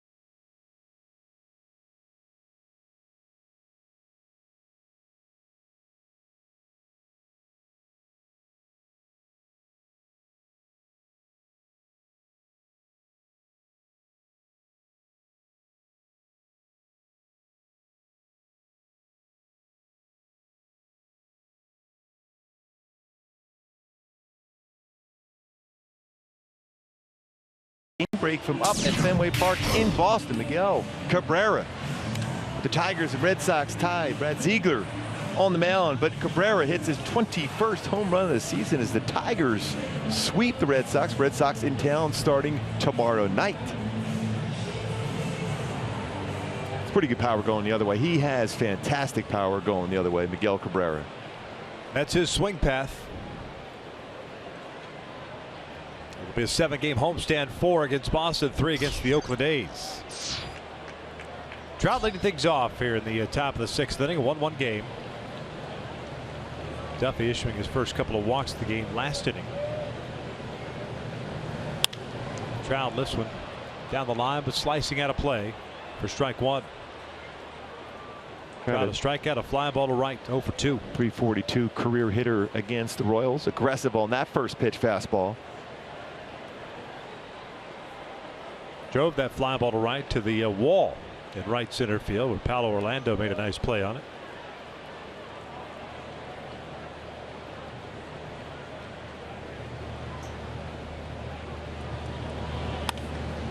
So now towards shallow right. Dyson, Orlando into the slide, and that is a one-hopper. Trout off the bag. Hosmer no tag. That'll fall in there for a leadoff single. And that's a product of Orlando playing a little bit deeper than normal in right field because of the fact that Trout drove him back to the wall that last at bat. And with all that speed from Mondesi to Dyson, Orlando, that ball fell perfectly for Mike Trout for a single. That one hop, see that hits the grass first.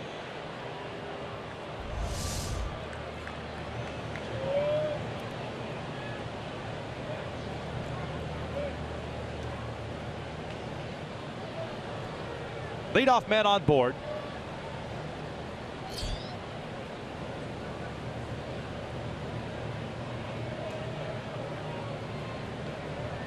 There's Halbert.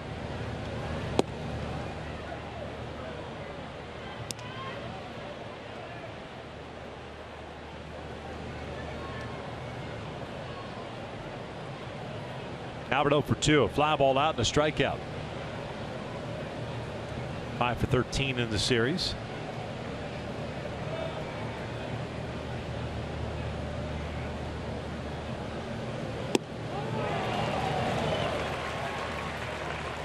Trying to crush that high changeup. Mistake by Duffy.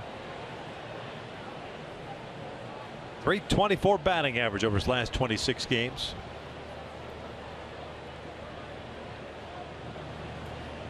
Still at 579 career home runs. Third in the American League in runs batted in.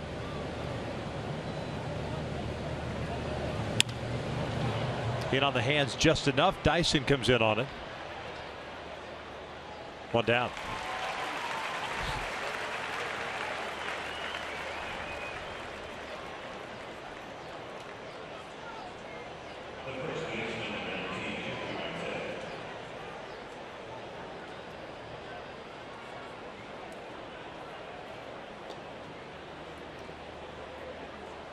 That last time up for Marte, got a pitch on the inner half of plate and down and doubled. Not be surprised if Duffy stayed away on him right now, whether it's a fastball or a changeup.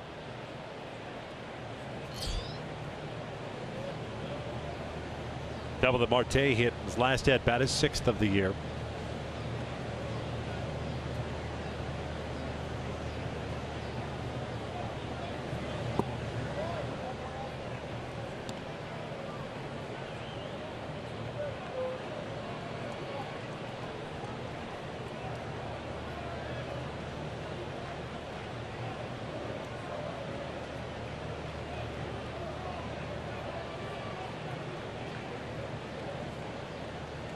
Throw over the first base here.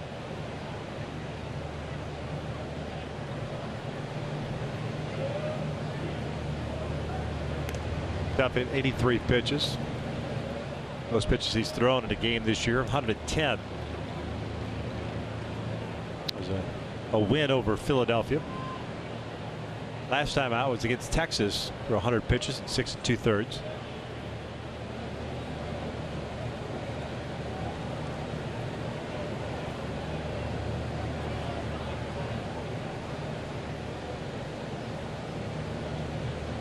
Short lead for Trout at first.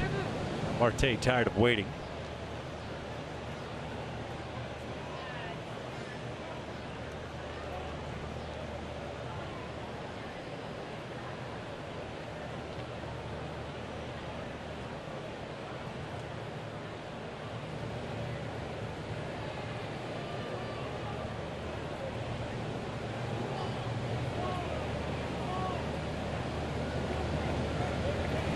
That is driven out to left field. Gordon's not going to get there. He'll go to the wall. Trout should be able to score. Got a good jump from first. Renicky will wave him home. And the Angels are back on top 2-1. Second double of the night for Jeffrey Marte. And he has crushed the ball twice now. Again, the pitch located inner half and down once again. And he lines this double to left center field. First at bat lined it one hop the wall in left field. This time another pitch, almost the exact same location. Picking up his now 7th double of the year, 18th RBI.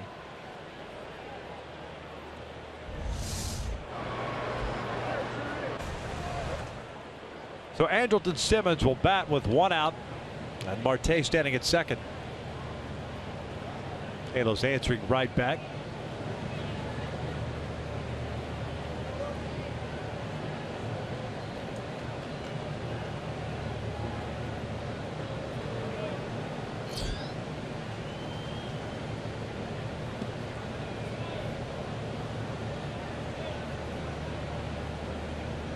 Andrelton 0 for 2, a fly ball out, and a ground out his last time. Jumped on some early pitches.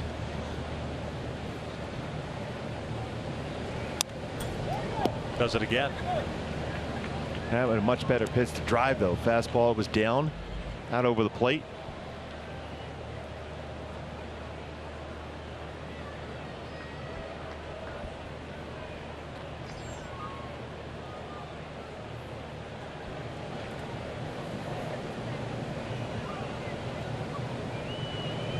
Good lead for Marte at second.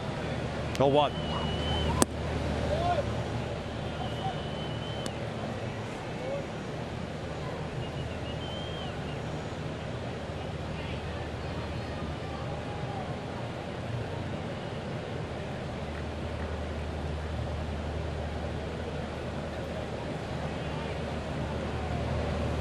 Ground ball towards short. Escobar. Go to the first. Low throw. Hosmer digs it out. Question is, did he keep that foot on the bag? I was going to say, I think Mike Scioscia may look at that. But if he was able to keep his foot on the bag, that's pretty impressive. That was a tough short hop. Mike Scioscia out up on the top deck. This going to look into Steve Solis to see, and I think he's comfortable with that.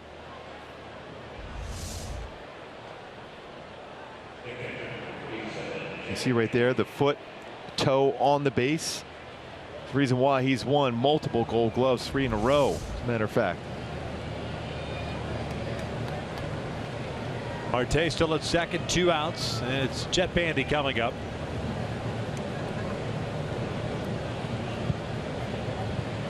Oh for 1. Deep fly ball to center in his first at bat. Drew a walk, leading off the 5th. 1 run in, 2-1 Halos. We're in the 6th.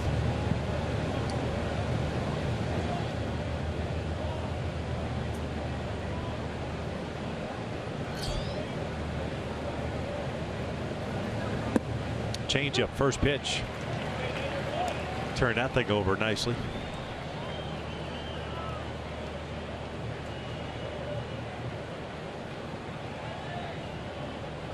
Six hits for the Angels. They've stranded 4 base runners. Kansas City with 3 hits, all in the bottom of the 5th.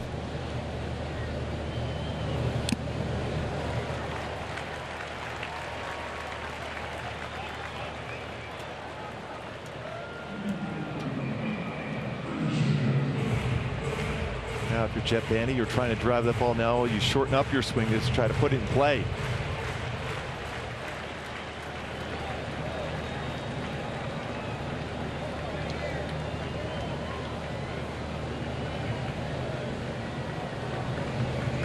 And he goes down swing on a fastball, and the Angels are done here in the 6th. They do retake the lead as they lead it 2-1, heading to the bottom of the inning.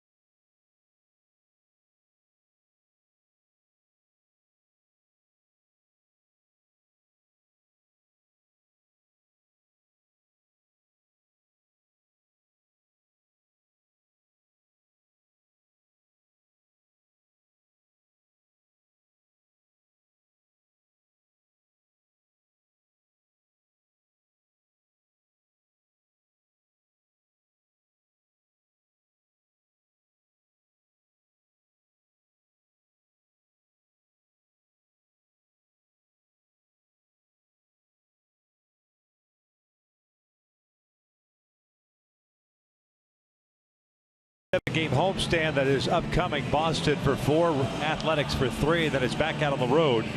3 in Seattle, 2 against the Cubs, and then 4 against the Cleveland Indians before returning back home in mid-August.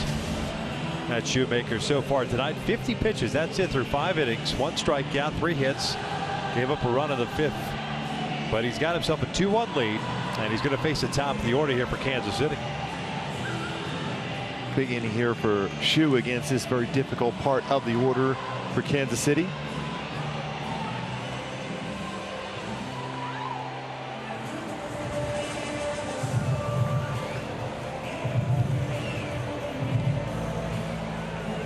Al City's Escobar 0 for 2. A fly out and a ground down. Came in with a 5-game hitting streak. Good crowd once again tonight. All 3 games this series. It's the end of the homestand for Kansas City. They get back-to-back 4-game series. Going to Texas and then Tampa. That never happens. Rarely anyway. First pitch swinging off the end of the bat. Shallow left field. Petit broke back, comes in, is there, puts it away for the first out. Hey, follow Angels Baseball live with MLB.com at Bat app. Stay up to the moment at any moment with game day, live game video highlights, StatCast news, and more. Download MLB.com at Bat, the #1 app for live baseball on your phone or tablet. That's 6 1-pitch outs for Shu. Yeah, going back to that 2-4 game series. I mean, usually you think in terms of a 3-city road trip, a long one. But when you have 2 4-game sets, that's going to feel like a long, long road trip. Might as well have a back-to-back 2-gamer. Here's Chesler Cuthbert 0 for 2. Mentioned last night the Angels after their victory. 45-55 on the season. If you remove the 1-11 against Houston, they are 44-44. And I only say that because as I was looking at the rest of the division, the Astros would be in first place if they hadn't struggled against the Texas Rangers. Houston 1-9 against the Rangers. As this one's fouled off, and he was accounted 1-1. Texas has struggled against the Angels and the Oakland A's. But the 1-9, 1-11, a big difference in this division right now.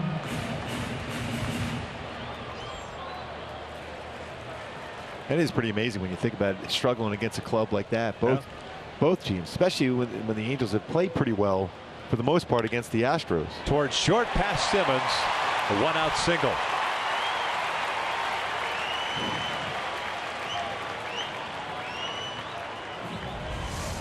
Cuthbert stayed back on this off-speed pitch and lines it by Simmons. Never an easy thing to do to get anything by Anderson Simmons at short.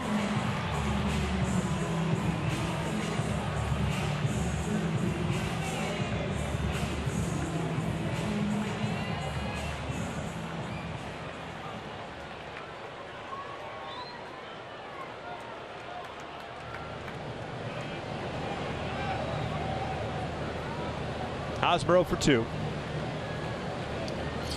Sharp ground down to Marte. A lazy fly ball to Petit.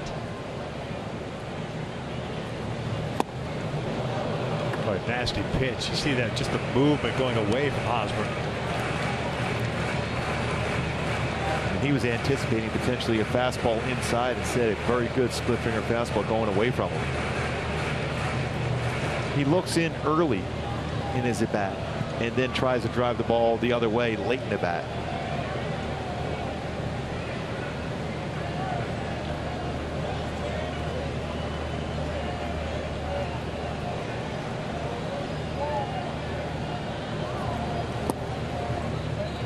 It's blocked by Bandy on that split finger fastball.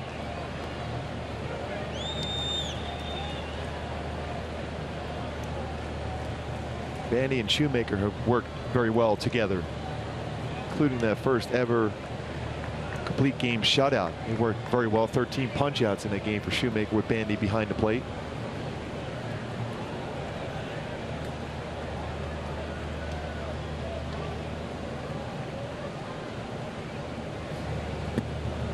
Slide step, and it's a 2-1 count. Kendrys Morales on deck.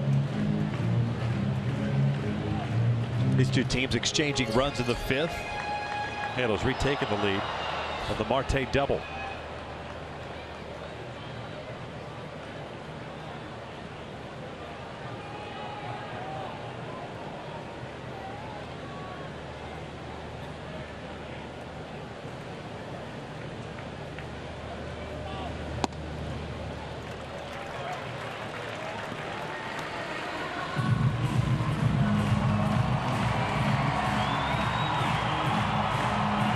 Even after that first swing, that wild swing by Hosmer, can that swing have an impact on the rest of the plate appearance as a pitcher? Yeah, I mean, when you think about what he did that first at bat against the two, and good numbers career-wise, 4 for 8 coming into the game. I think he might try to sneak a fastball inside on a 3-1 count. A dangerous pitch here. And he shook him off and went to a split finger fastball instead. I think that swing pretty much told Shoemaker that Hosmer's on it. Try to get him expanded out of the strike zone, and Hosmer would not chase for him. First walk of the game for Shoemaker. He stayed with the splitter. I think after that first pitch on the split, you would think that the outside part of the plate opened up for a fastball. Yeah, you could throw that two-seam fastball, started on the corner. You probably would get a swing off it. So first and second, 1 out. Here's Kendricks, 0 for 2 with a ground out and a strikeout.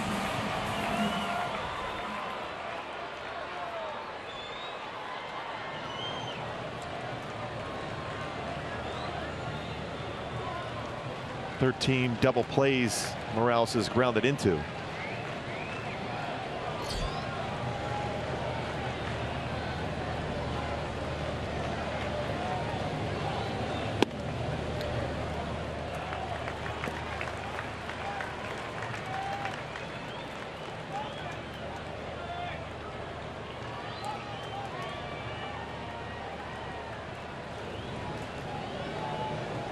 He's been so aggressive.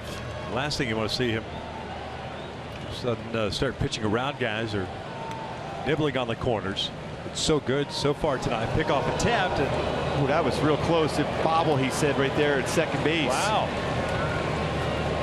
Mike Scioscia will have Steve Solis look at it. Tell you what, that was quick. Yeah, he never had the baseball unless he's tagging with his bare hand. It's a good call.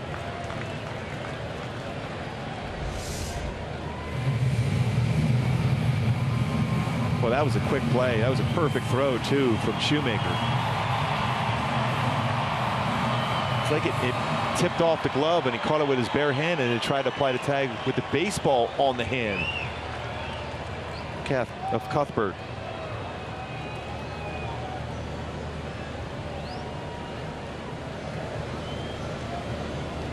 One out to Kendricks. Grounds this one back up the middle, bobbled by Shoemaker's only place to first. 2 down. Taylor made double play, just could not handle it. But they get the second out. Cuthbert advances to third and Hosmer to second. And Shoemaker, a very steady fielding pitcher.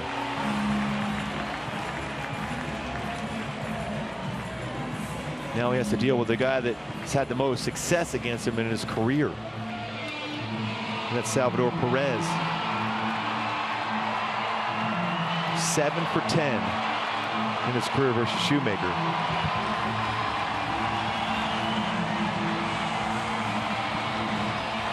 First base runner of the game was Salvador Perez in the 5th. Drove one out toward right center field. Off the glove of a diving Cole Calhoun.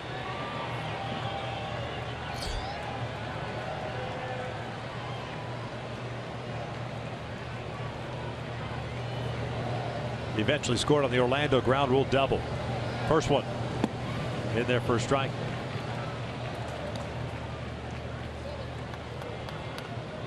And talked about that ability to throw that first pitch split finger fastball for a strike. Gets ahead of the count.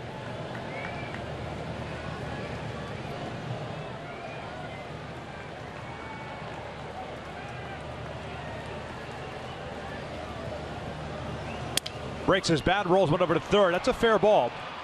Across the diamond, and the out is recorded. No damage against Matt Shoemaker. 6 in the books. Halos up 2-1.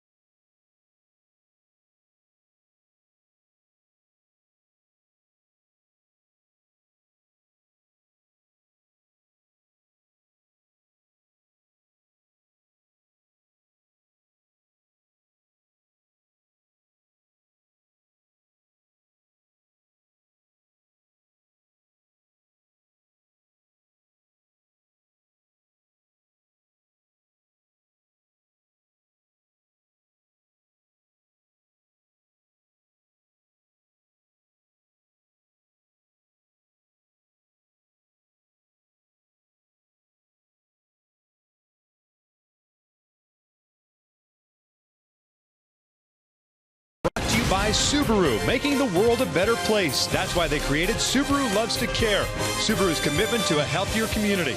And by Michelin, a better way forward. Halos up by the score of 2-1 as we start the 7th on Getaway Day.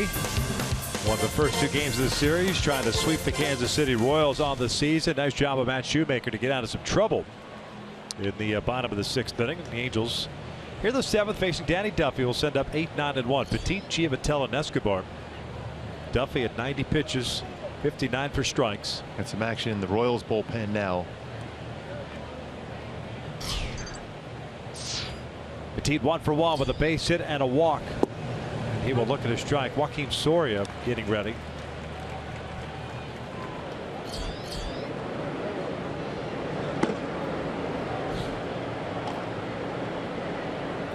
Time closer in Kansas City.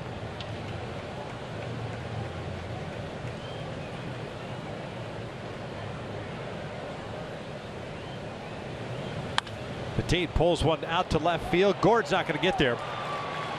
Goes to the wall. Another double for the Angels tonight. This one a leadoff double to start the 7th. What a game by both Gregorio Petit and Jeffrey Marte. Both guys out early working on their defense. Well, their bat has been very hot in this game also. Second hit, almost the exact same location both times for hits. For Petit, just the same thing for Marte. Hooks that one down the line. The Angels in business here with a leadoff double. Maybe all for Duffy as Ned Yost is making the walkout.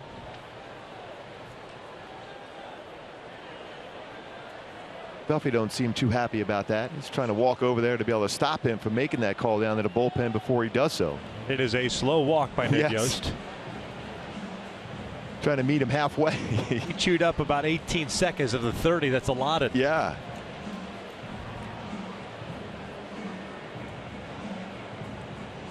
How's that look? As if he might give him a chance to stay in there. He's going to pull the trigger. Yeah, he was stalling. Joaquin Soria is coming out of relief. Duffy is done. The Angels chase the Royals starter. They lead it 2-1 here in the 7th, looking for more.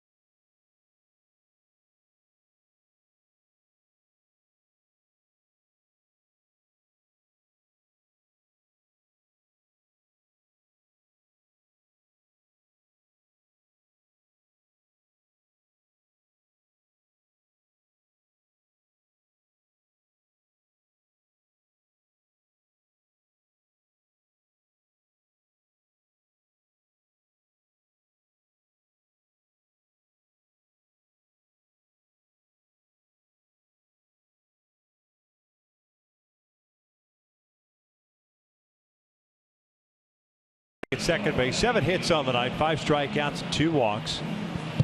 And he'll give way to Joakim Soria as part of our in and out, who's in, who's out. Soria is now pitching in his 43rd game, 3-4 mark, a 4.29 ERA. And he's going to face Johnny Giavitello.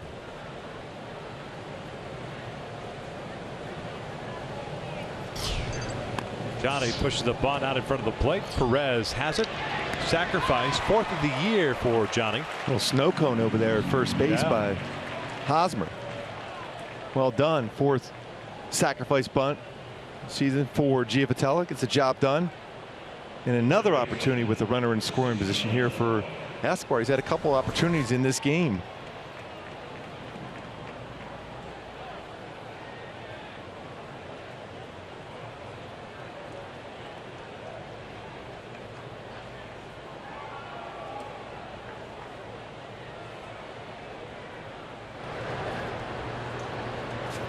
Infield in. Yunel Escobar at the plate.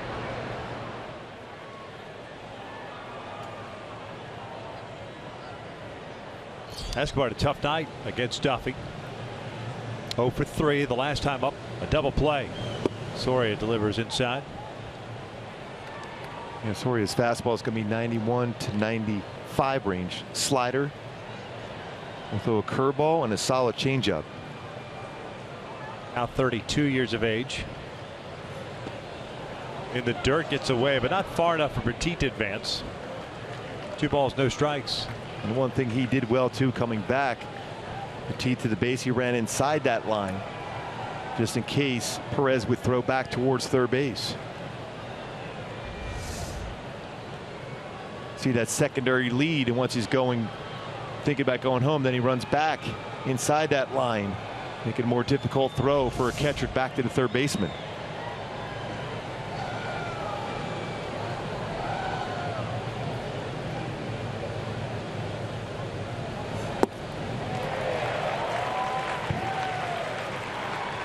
Two on count. Soria, 2-time All-Star for Kansas City. 42 saves in 08, 43 saves in 2010. Originally signing with the Dodgers. Was released by the Dodgers after 4 seasons, signed by the Padres, pitched 1 season there, and then was a Rule 5 pick by Kansas City. 07, this will back up the middle, a base hit by Escobar, and the Angels lead is now 3-1 as Yunel picks up his first hit and RBI of the night. That's the norm for Escobar. Staying back, using the middle of the field. Not a bad pitch. Fastball away and down. You know, Escobar does what he does best, up that middle. Line drive right back up the middle.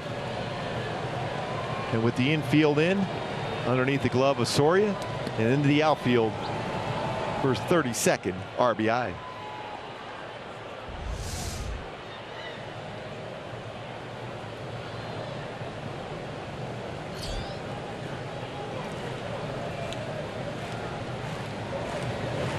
Cole takes down and in. Well, Escobar now hitting .432 with runners in scoring position. Main reason why, because he uses that middle part of the field so well. That's the baseball travel.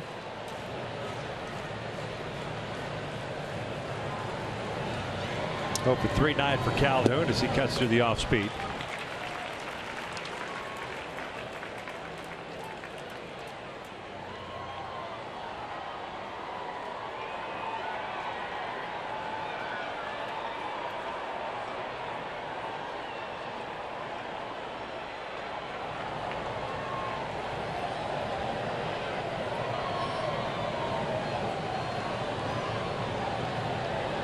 One. 1-2.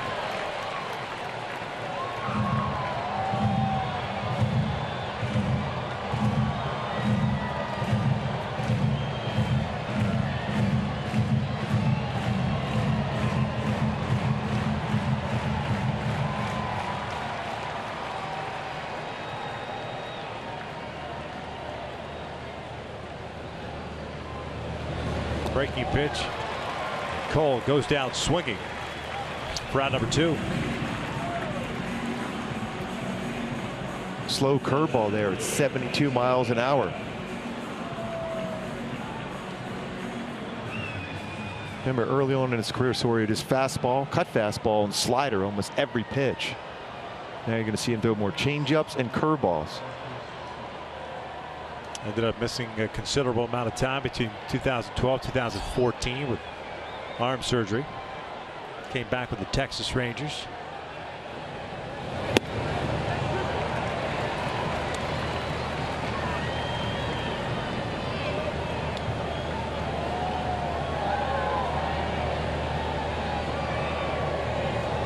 Last year with Pittsburgh, pitched 29 games. 1 ball, 1 strike. Really guided that curveball there. Coming in this game, he's given up 7 home runs though in 42 innings pitched out of the bullpen. That's a high number. Halos up 3-1. We're in the 7th. 2 outs. Escobar standing at first. Got with a home run against Soria in his career, 2 for 4.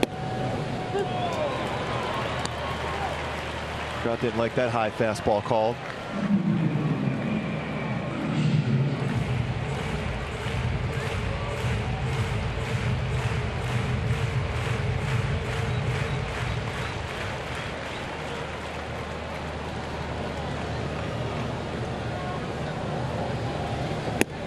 One thing you'll notice why Trout is so good as far as being behind in the count, so comfortable there. He'll choke up on the bat, try to shorten up his swing, trying to make contact, trying to line it the other way.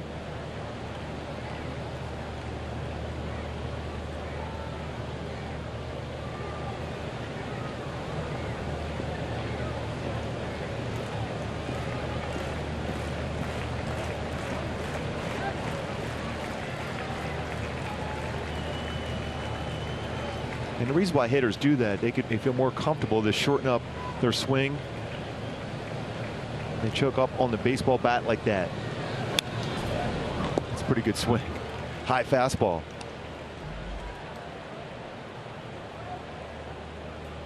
Count remains at 2 balls, 2 strikes.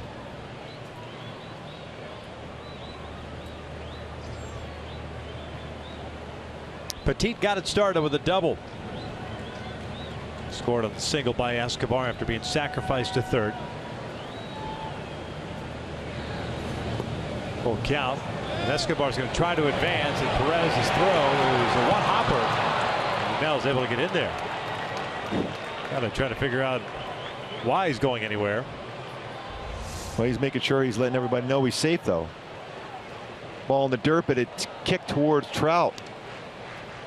It's enough of a one-hop throw. See the foot on the base. Yeah, if it's not a one-hop throw, he's out. And you leave Trout standing in the batter's box.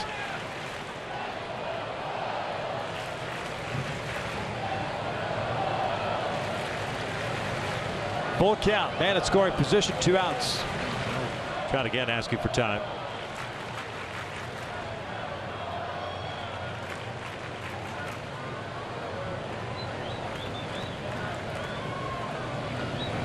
3-2 fouled back.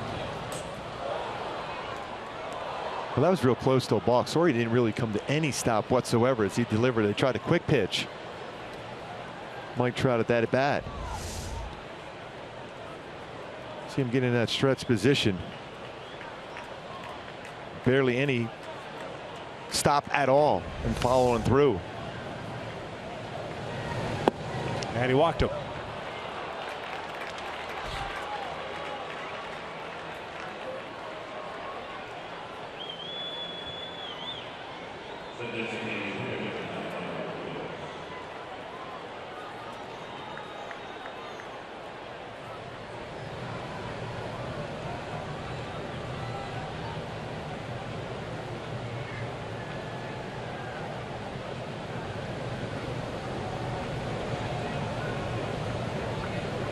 First and second. Albert up 0 for 3 tonight. A couple of fly ball outs and a punch out. Takes a strike. Bottom part of the zone.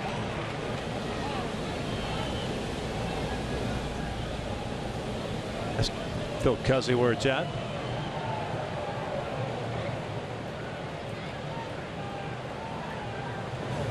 Breaking pitch, pulled foul.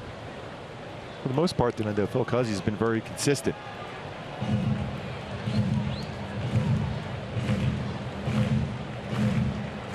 Not a lot of complaints by either side as far as the strike zone.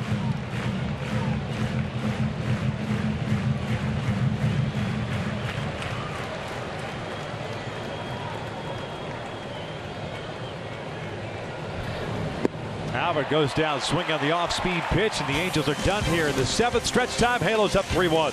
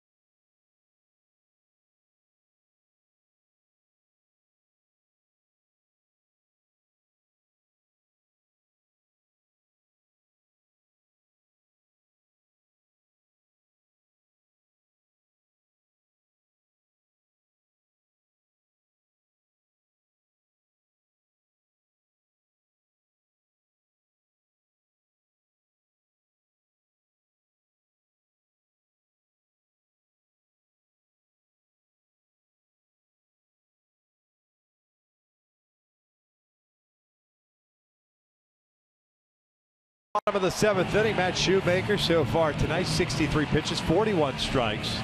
He gets to face Gordon, Orlando, and Mondesi here in the bottom of the 7th. 1 strikeout, 1 walk, and 1 very big pitch to Salvador Perez. Jammed him with runners at 2nd and 3rd and 2 outs in the 6th inning to keep it a 2-1 lead. The Angels since added to that lead. Very gutsy pitch, too, for a guy that was 7 for 10 against you in his career. You go inside with a fastball, but that fastball has a good movement. Jammed Perez and got a quick ground ball out. Alex Gordon 1 for 2, a fly ball to left field, a single to right in his last at bat.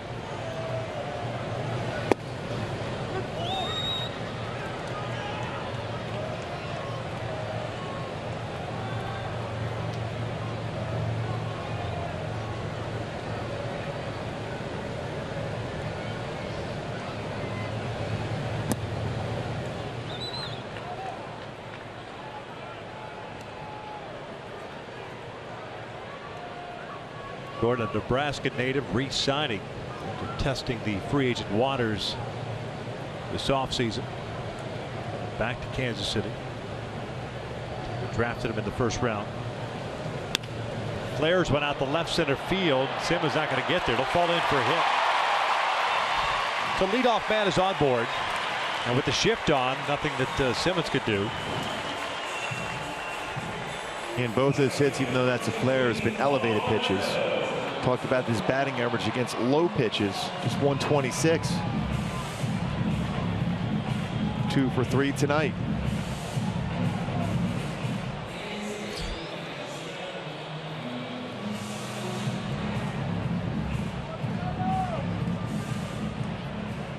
Paulo Orlando's 1 for 2. Jumped on the first pitch from Shoemaker in his last at bat and hit a ground rule double to the alley left center.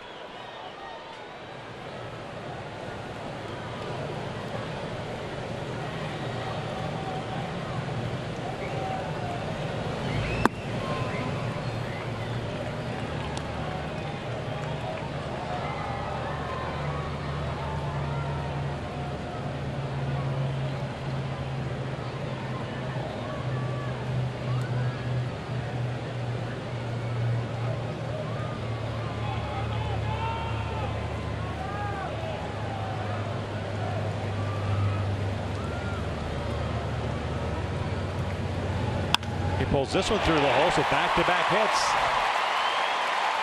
They start the bottom of the 7th.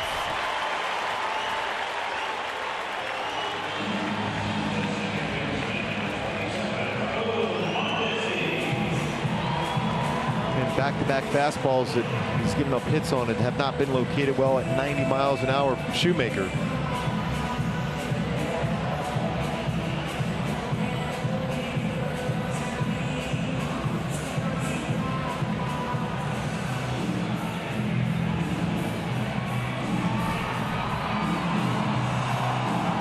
Now let's go to what's left in the tank, brought to you by 76.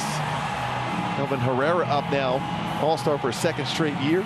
45 games, 1-2 mark, an ERA 1.61 for Herrera. Your goal always when you face this Royal team is to avoid that back end of the bullpen led by Herrera and Davis. And J.C. Ramirez getting warmed up in the bullpen for the Angels. This could be a bunt scenario. It's one thing the Royals do a lot of, is sacrifice bunt.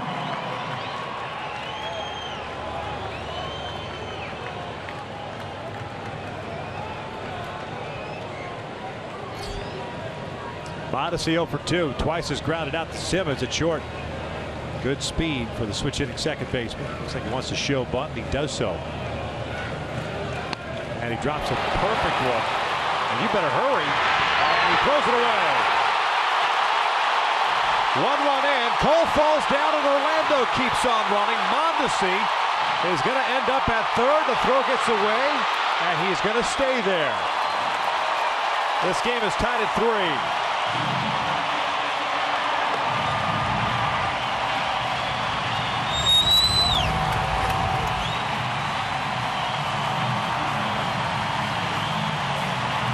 Well, they're going to ask to see if Mondesi was running inside the first baseline.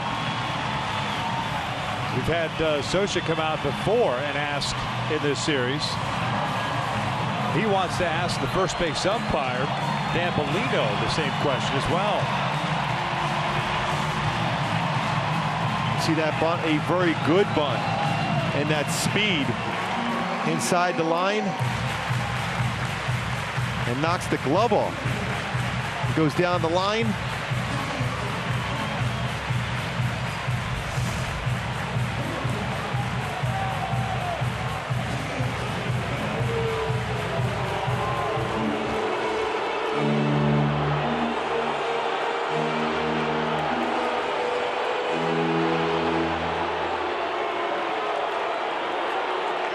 Mike Socha wants to at least get the umpire and crew together to have a conversation about this play.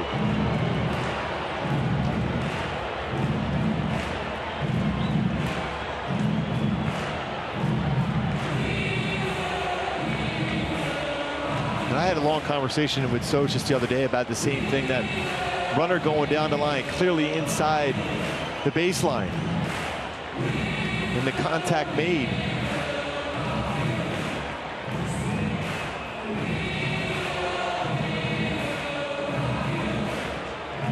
Now the umpires are going to get together here and talk about it now. It's all Socha wanted to make sure he got at least that conversation. As it stands right now, it's a 3-3 tie.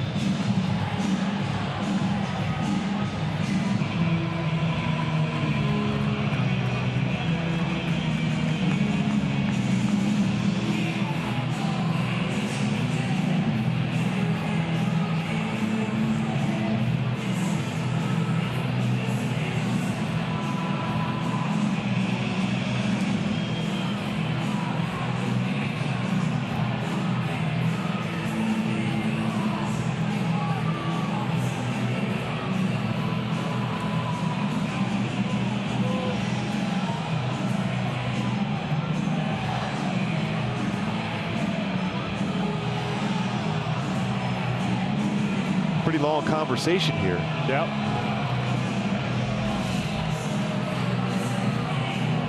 And you can see him inside that line.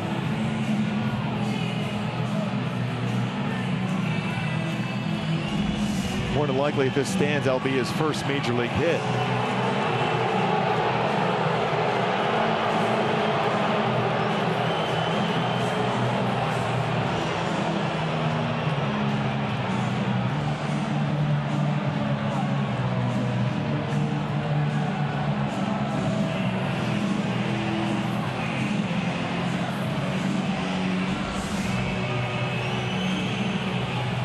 You see him on that infield grass as that angle he's taken towards the base. You see a lot of base runners doing that, including Mike Trout, going that angle like that, but that's inside the field of play.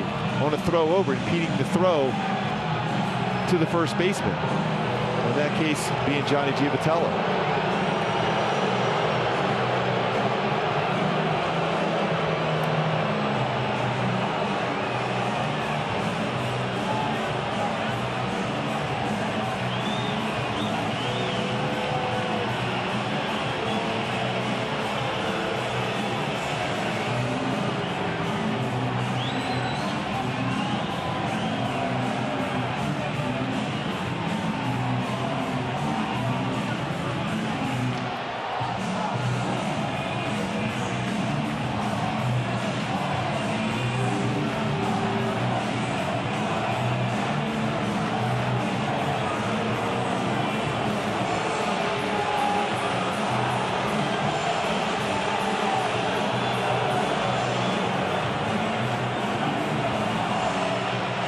Conversation, and now it looks like Paul Nart is asking for Ned Yost, or they're going to actually go to New York. They're going to put the headsets on. That's going to be a crew chief review. Now Rusty Coots, the first base coach, has come all the way down, and looks like Scioscia at least has got Phil Cuzzi, the crew chief, to talk to New York.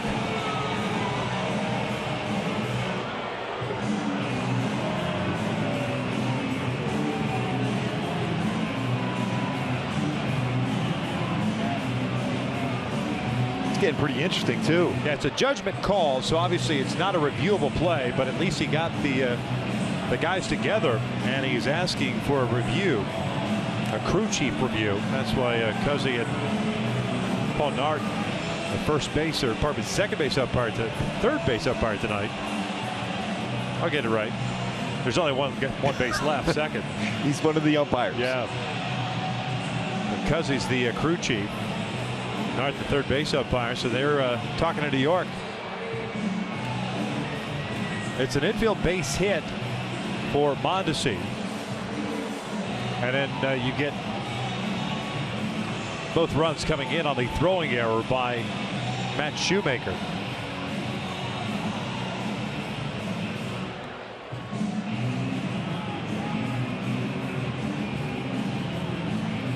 So Mondesi picks up his first big league hit.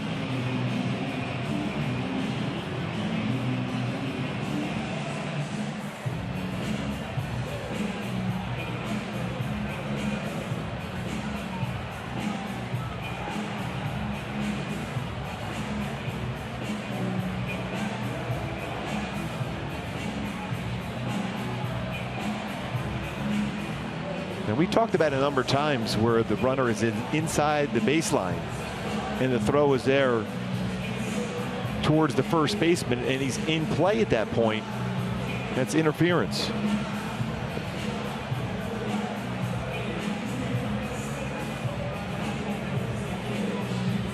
I mean, this is a big play. When you think about it, could end up being first and second, 3-1 score still with one out, as compared to 3-3 man on third with no outs. A huge decision here.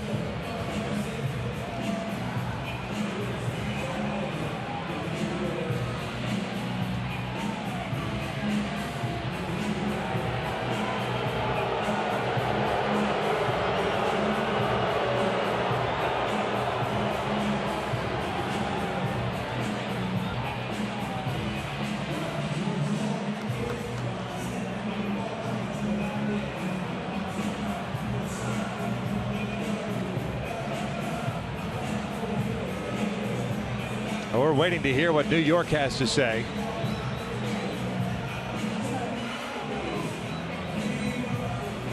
No communication whatsoever, but Phil Cuzzi's talking to somebody.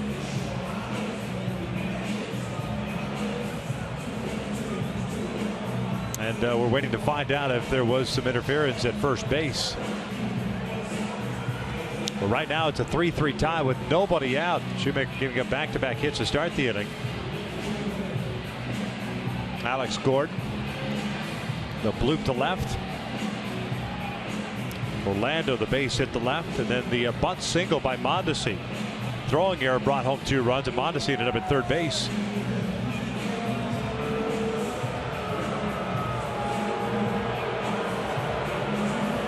Adam Hamari and Dan Bellino, the first and second base umpires, are talking with Socha again.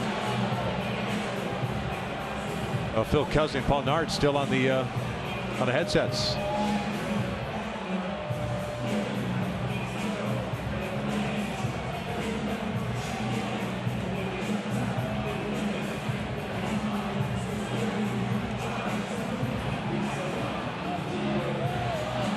Now, what Mike Socha's arguing, you always, at first base, you've got the running lane. There's two lines going up the first base line. That is the running lane, and that is supposed to be where the base runner is supposed to remain through the bag.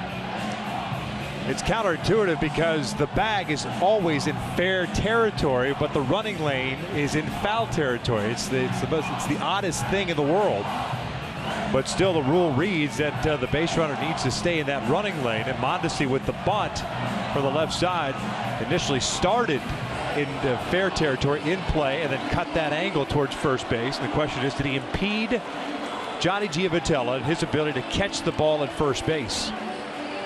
Obviously, the ball went awry. The glove went flying as Mondesi, the ball, and Giavotella all arrived at the same time at first base. And the call right now is there was no interference. But Mike Socha, talking with the umpires, got Phil Cousins, the crew chief, on the right. On the left of your screen, Cousins on the right, Nard is on the left. At least put the headsets on and talk to New York till we get some clarification here. This is taking some time. About as long as a review we've seen it since the start of review back in New York. The argument is the throw from Matt Shoemaker a catchable throw?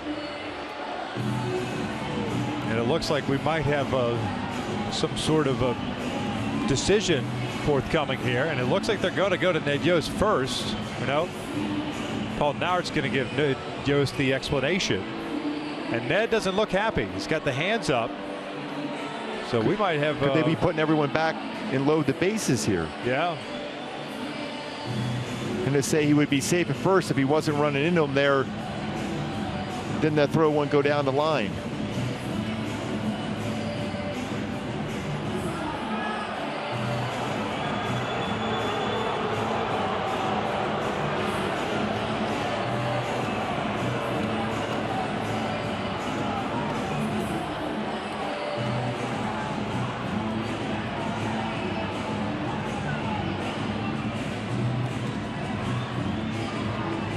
All right, well, it looks like everything's going to stand. You just saw Phil Cousins point up the official score and draw the letter P. That means the Angels are playing this game under protest.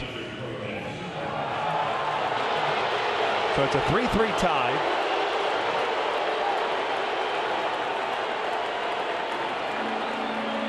Mondesi ends up at third base. Still nobody out, and Gerard Dyson coming to the plate. Took over 6 minutes for all that to get figured out.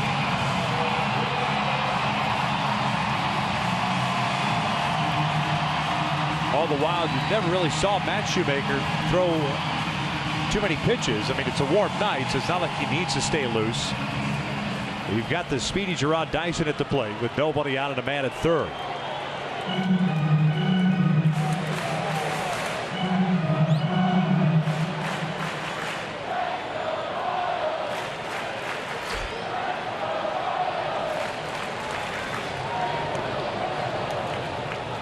He bunts out with foul, a little safety squeeze. Look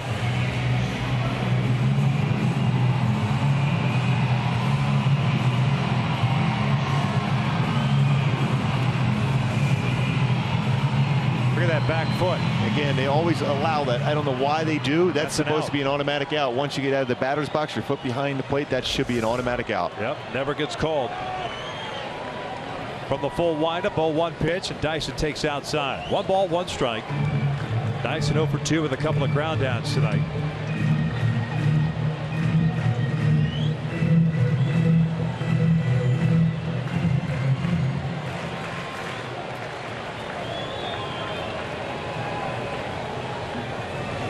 Dyson pulls one down the right field line, fair ball.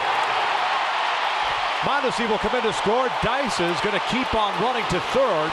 It's an RBI triple, and the Royals are up 4-3.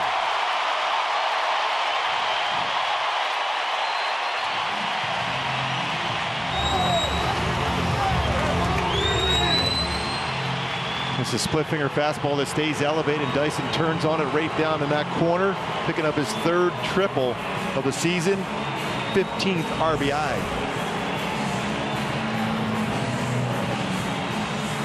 Boy, such a promising start for Matt Shoemaker. Unfortunately, unraveled here in the 7th. 3 runs in with Kansas City now leading it.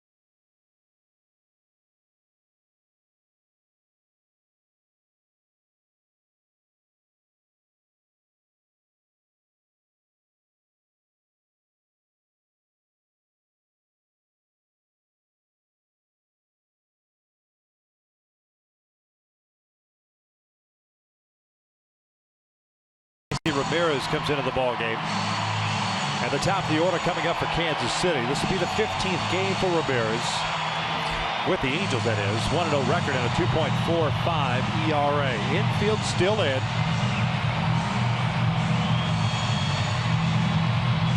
Dyson over at 3rd. Escobar 0 for 3 tonight. A couple of fly ball outs and a ground out to Escobar at 3rd base.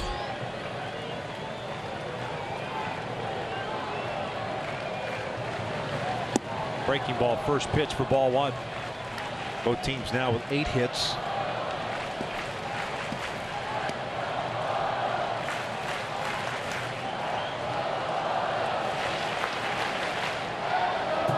Four of which have occurred here in the 7th. This one lifted out to left field. Petit breaks in, now breaks back. That'll be deep enough to score Dyson. And it's going to be 5-3 Kansas City on the sac fly. Got a pitch upstairs, and was able to drive that just deep enough, especially with that speed of Dyson. Score the 4th run of the inning. That run gets charged to Shoemaker. So all 5 runs earned on the ledger for Shoe.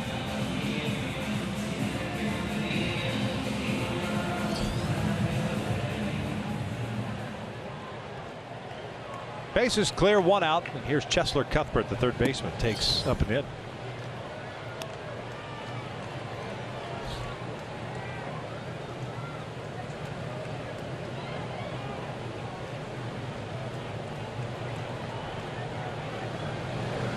He skies one to left. Petit has to go back on it. Ball's got some carry and in front of the wall, and he'll make the catch for out number 2. See how that baseball just kind of drifts back a little bit too. I talked about that earlier. When it's down towards that line, it starts moving its way back. Anything hit high in the air here at Kauffman Stadium.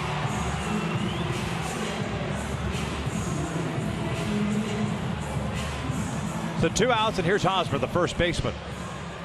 Halos, by the way, in the top of the 8th inning, we'll have Marte, Simmons, and Bandy coming up.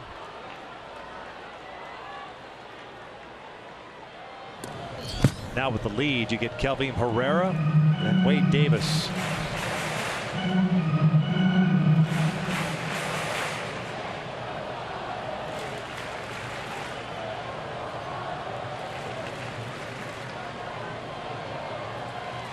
There's Herrera.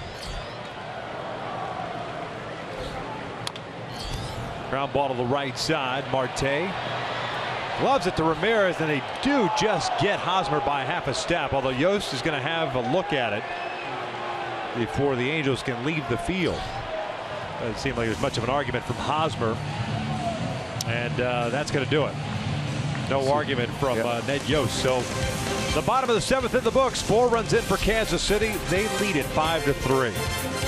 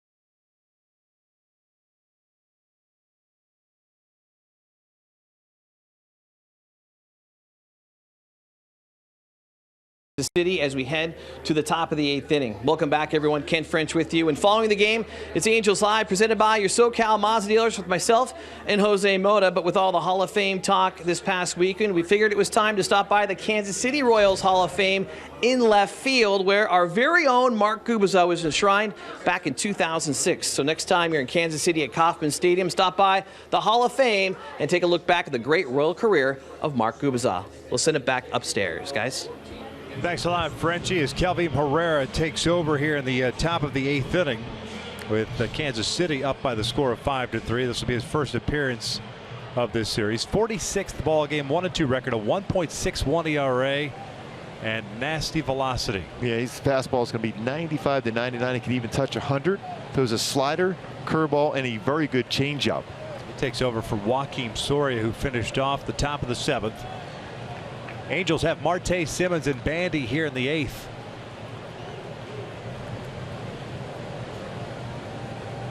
Jeffrey 2 for 3 with a strikeout and a couple of doubles. Lifts this one out toward right center. Dyson is there. One out.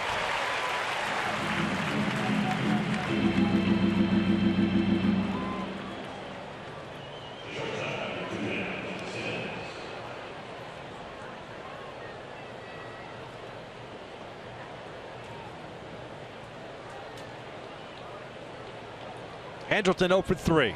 2 ground outs and 1 fly ball out.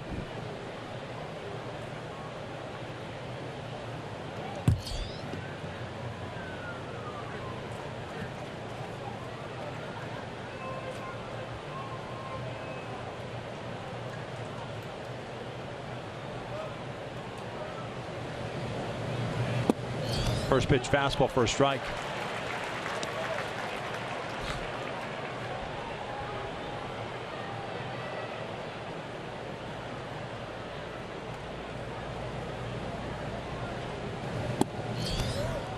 See that movement he also has in the fastball now to go along with the velocity also.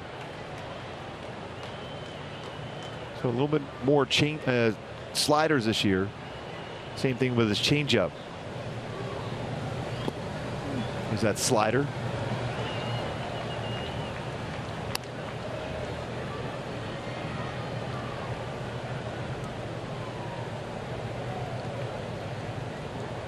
First full big league season in 2012, pitched 76 games. Total of 6 saves in his career, and this was fouled off of Simmons' leg. Clearly in a lot of pain. See that movement on that fastball. Sink action running in, and fouls it right off his foot.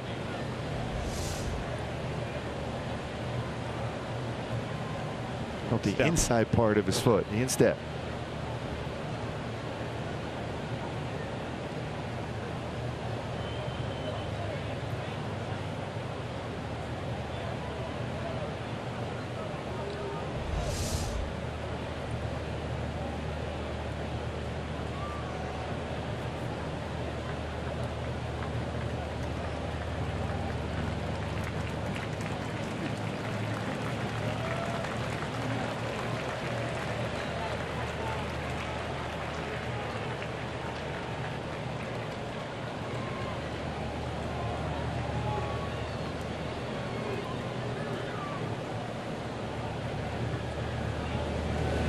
Ground ball to the right side and a base hit. On a 2-2 count, just punches it the other way, and the Angels get a man on board to bring up the tying run at Jet Bandy.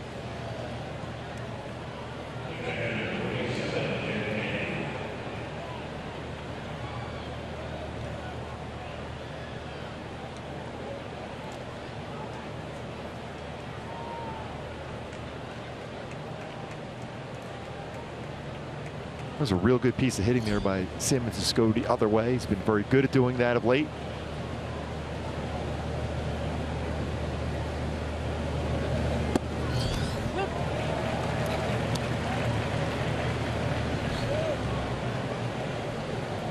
Jet 0 for 2.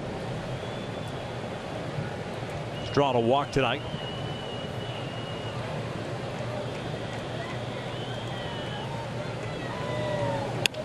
Lifts this one out to shallow right. Orlando is there. 2 down. So Simmons back to first.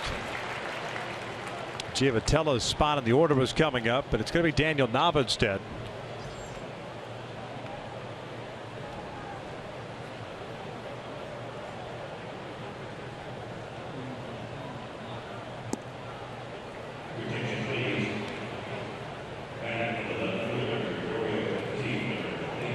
Probably his petite spot in the order. Johnny is on deck, or would be on deck.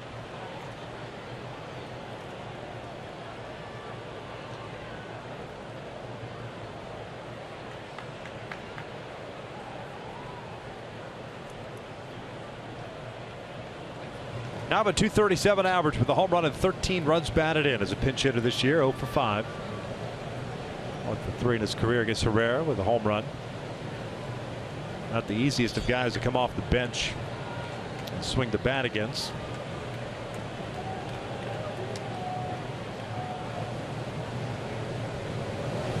First one hit for a strike at 98. Boy, for Nava, you want, even though it's 98, you want that fastball downstairs. He's had a tough time with the high fastball.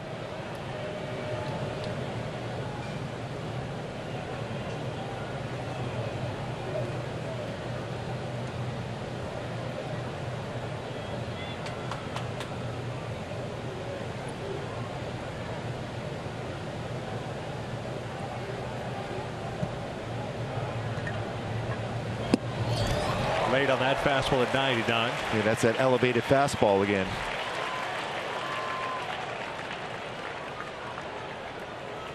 No balls, 2 strikes.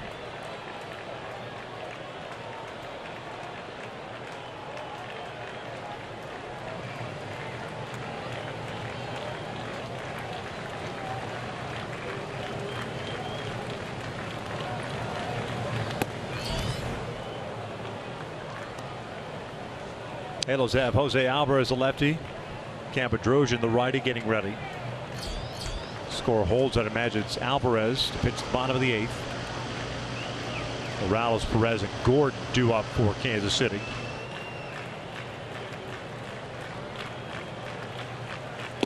Alva goes down swinging, and we will head to the bottom of the 8th with Kansas City leading at 5-3.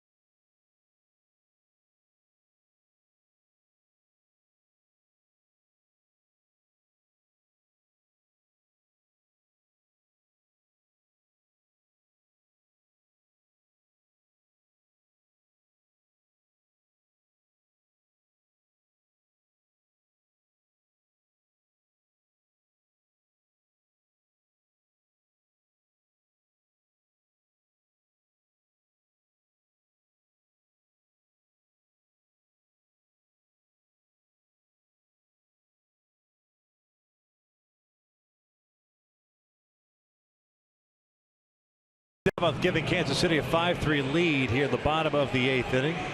Jose Alvarez takes over on the mound for J.C. Ramirez. This will be his 43rd game of the year. 1-2 mark and a 4.38 ERA. It's a righty, and a lefty coming up for Kansas City. Morales, Perez, and Gordon. Daniel Nava, of course, who pinch hit for Petit, stays in the game, and he is out in left field. Wade Davis, the closer for Kansas City, now loosening in their bullpen. The Angels coming up in the top of the 9th inning. We'll have 9-1-2. Giavotella, Escobar, and Calhoun. Gentry 0 for 3. Couple of ground downs and a strikeout. First one's outside. Much better from the right side considerably this year from the left. 297 compared to 235. Caught the corner. Evens the count at 1 ball, 1 strike.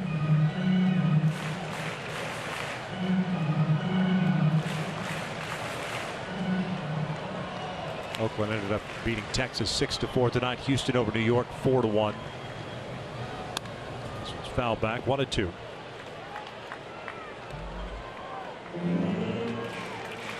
Seattle got dropped by Pittsburgh 10-1.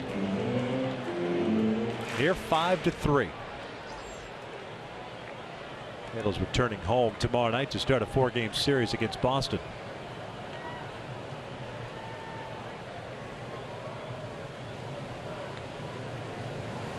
Ground ball toward the middle. Simmons to his left has it. Plenty of time to throw out Kendricks. 1 down.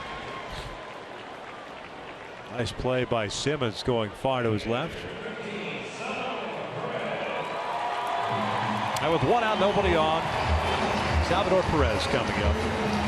Matt Shoemaker, by the way, tonight, 6 innings, 8 hits, 5 runs, all earned. 1 strikeout, 1 walk. Just could not get a batter out in the bottom of the 7th inning. It was Alex Gordon who led off that inning with a bloop single to shallow left, beating the shift, and then it just snowballed from there.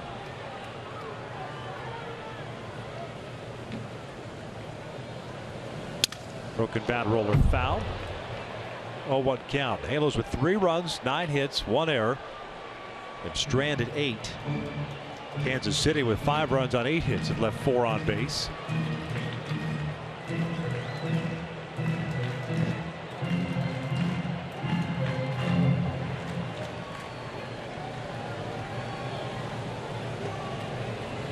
Perez's double is out to right center field.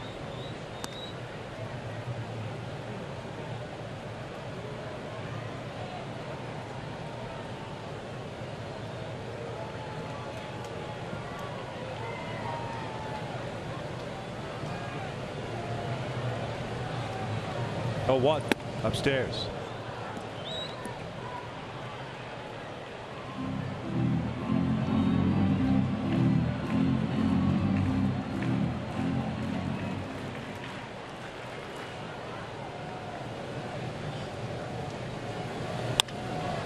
This one's fouled off to the right.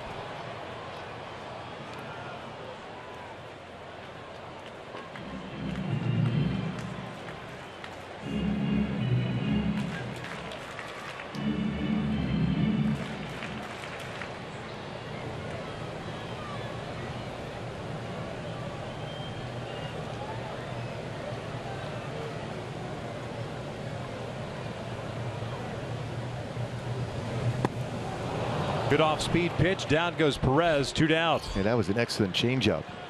Going down and away. Always very good on the fastball. See that foot down for him, unable to make contact on that pitch as he pulled off on that slow changeup off the outside corner. Alex Gordon's had a 2 for 3 game.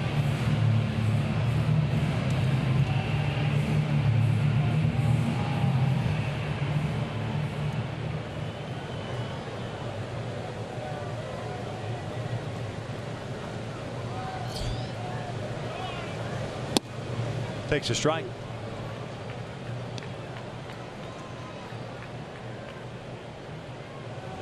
Pardon me, missed inside. Phil Cuzzy was going to call it.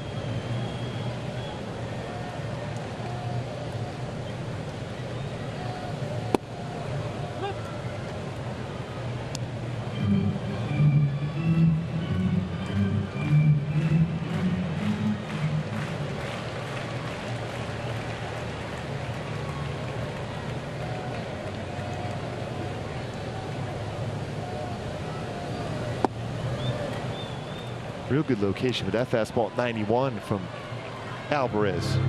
Again, Gordon has had a tough time with pitches in the lower part of the strike zone. Both his hits today have been on elevated pitches.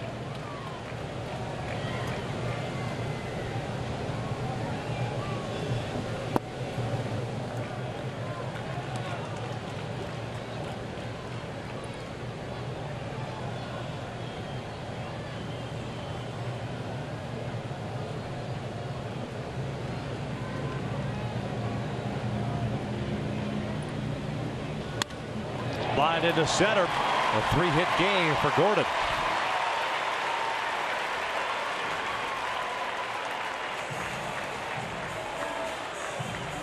Alvarez unable to complete the 1-2-3 inning.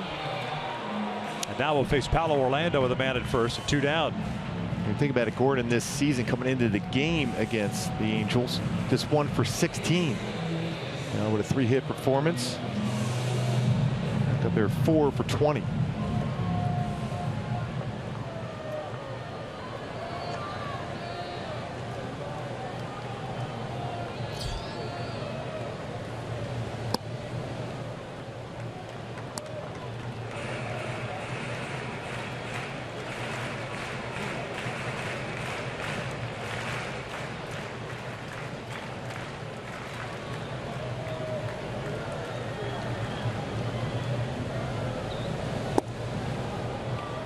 One ball, one strike.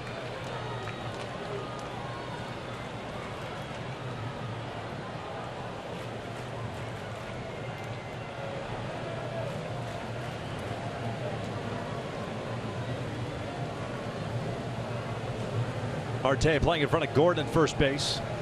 Here's 1-1. This was pulled down the left field line. Toward the corner, Gordon's racing to third. Jershely is going to stop him there. Paulo Orlando with his second double of the night. These are the issues that Alvarez just cannot control, is just finishing off an inning. Boy, a nice swing again for Orlando. Half the plate, hooks that one down the line. He's had a big game himself. Between Gordon and Orlando, 6 hits combined.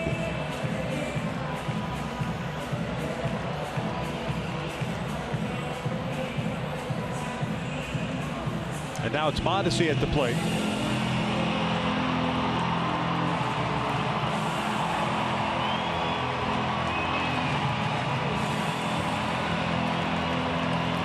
First career hit was the bunt in the bottom of the 7th inning.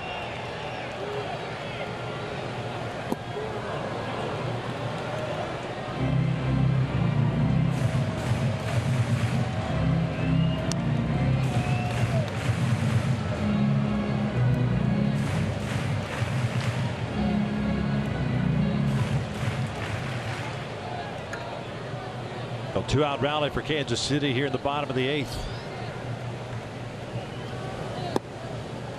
1 ball, 1 strike.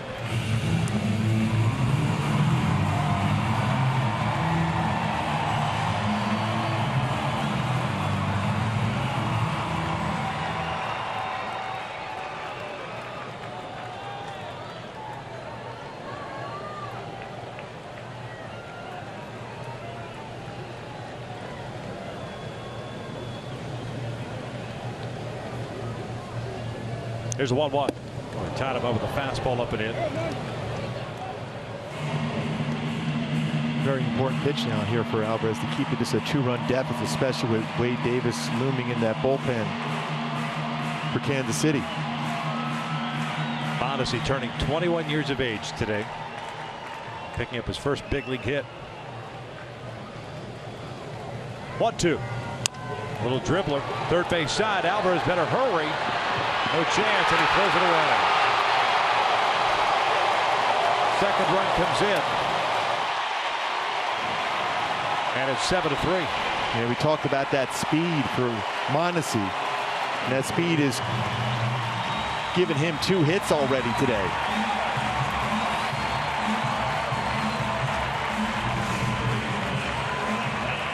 As Alvarez tries to get rid of that quickly, a low throw. See how quick Mondesi got down the line. He is super fast.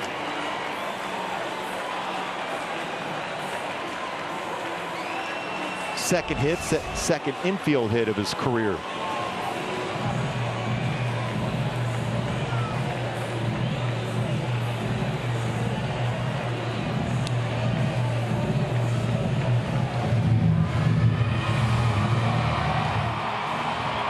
So 7-3 now. And here's Dyson. 3 straight hits after retiring the first 2 batters.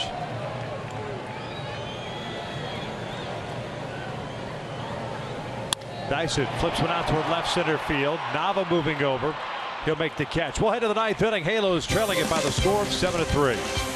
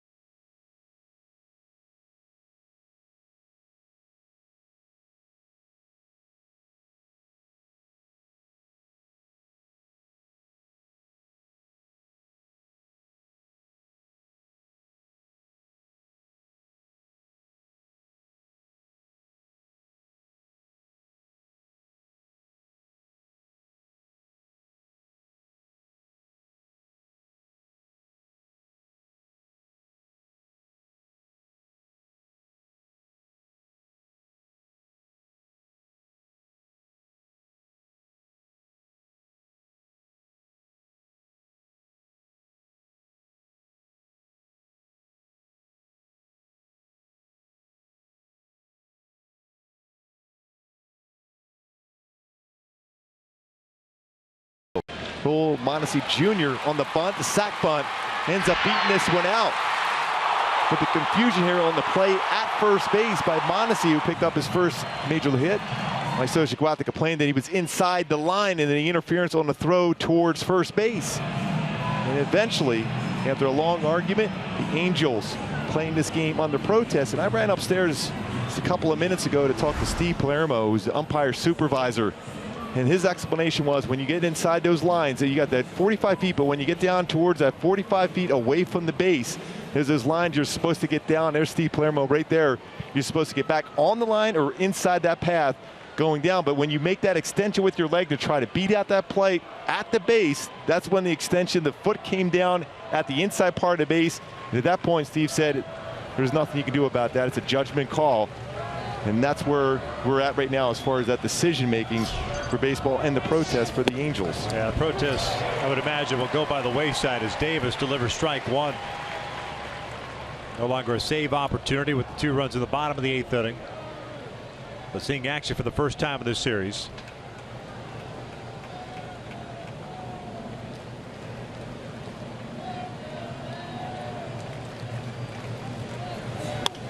That was really good to have that conversation with Steve Palermo. Always one of the best umpires he was in the American League for a lot of years.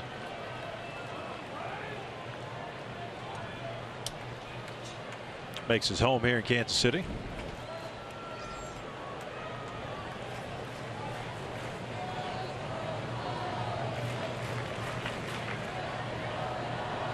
Giavotella 2 for 2. Double, a single, and a sacrifice bunt. This is going to be gloved by a diving Mondesi. Bobbles it, throws it away. And it goes behind the plate, and that's where Salvador Perez is. And Johnny's going to keep on going. Took him a while as that ball ricocheted back away from Salvador. And so that'll be, I would imagine, a base hit and an error. Yep, combination planner. Second error already for Mondesi at the second base position. So in that great range he has, he's diving in that outfield grass. With this bobbled on the transfer and the wide throw. Giovitello's looking exactly, and Salvador Perez was looking to see where Giovitel was, with plenty of time to be able to get into scoring position himself.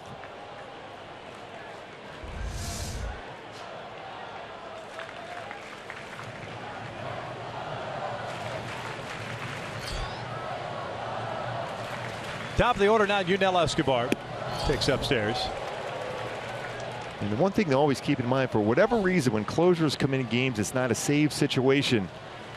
Whether the focus is not sharp at that point, you have an opportunity as a hitter against them before they refocus in. Base hit already for Giovitello, and scoring position for Escobar. 2 balls, no strikes.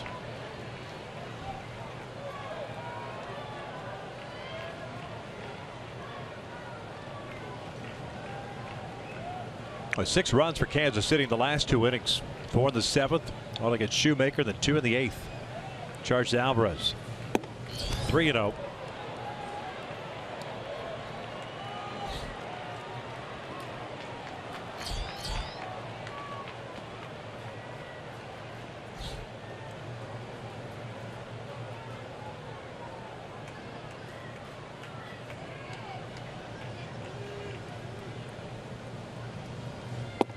Takes a strike.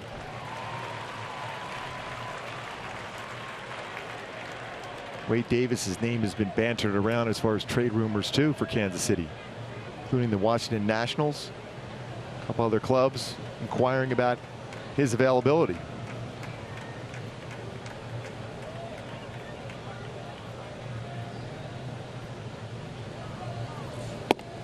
There's ball 4. So 2 on, nobody out. And Cole coming to the plate. All of a sudden you get the right part of the order coming up to make a comeback here now. Or again, for a closer in a non-safe situation, having troubles.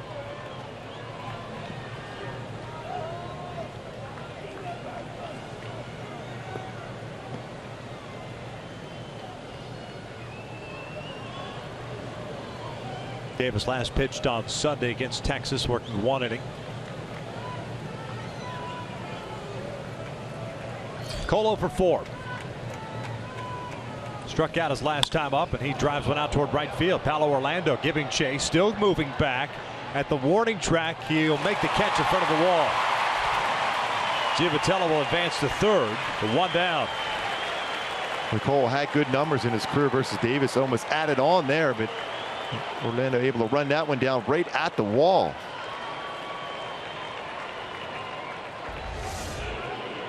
Drifting back right in front of that wall, reaches up, makes the play.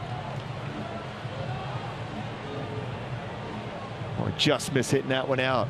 Then you get real interesting. Only down by 1 with Trout and Pujols following up.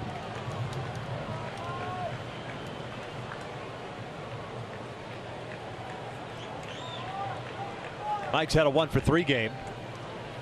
He's also drawn a walk.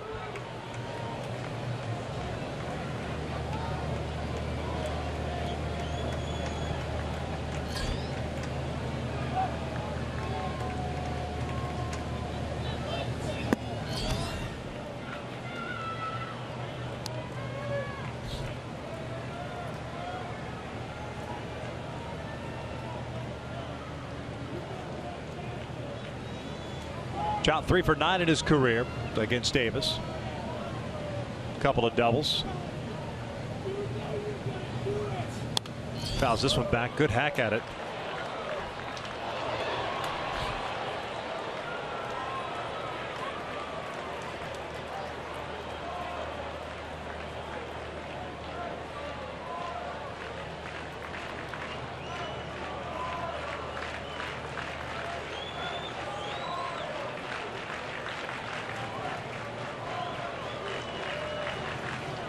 Giovitello over at 3rd, Escobar at 1st. Breaking ball misses. Pujols on deck.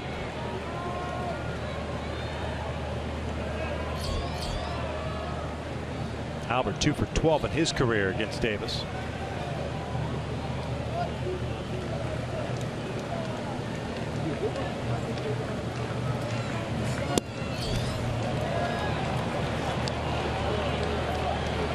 Pitch away from breaking up the tying run. Yeah, Trout being patient here.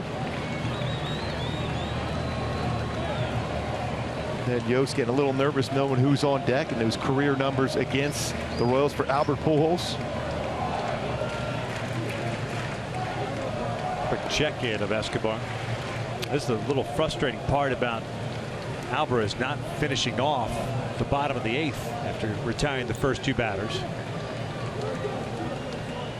Make it a 5-3 game. Top of the order coming up. 3-1. Trout fouls him. Full count. Challenged him with a 96-mile-an-hour fastball.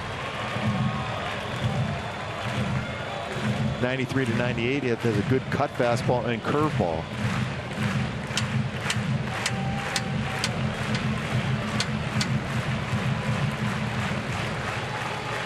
Davis, 30 years of age. A .94 ERA last year with 17 saves. 8-2 record. Came over with James Shields. Traded with the Tampa Bay Rays. Full count with 1 out. And he walked him. So the bases are loaded. Albert, representing the tying run, will come to the plate. Boy, that's all you can ask for. Is this situation for Albert to come up against Wade Davis with a chance to tie the game with 1 big swing. Mentioned he's 2 for 12 in his career against Davis. Some rally hats by Angel fans here at Kauffman Stadium. 17 RBI in the last 9 games, 27 in July for Albert Pujols, which leads the majors in that category. 4 for 11 with the bases loaded with 9 RBIs. Givitel at third, Escobar at second, Trout at first. Albert tonight 0 for 4. A couple of strikeouts, a couple of fly ball outs.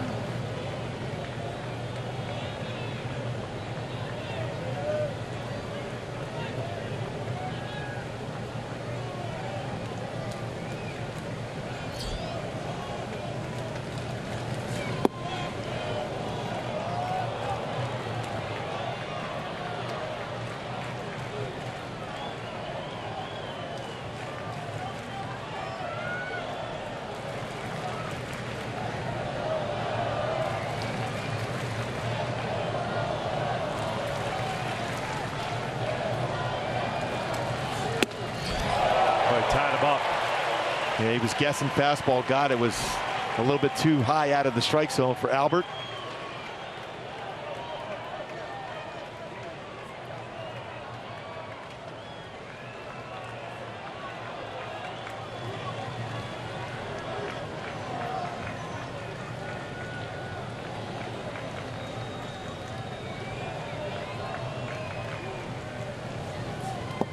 In the dirt, nice block by Salvador. 2 balls, 1 strike.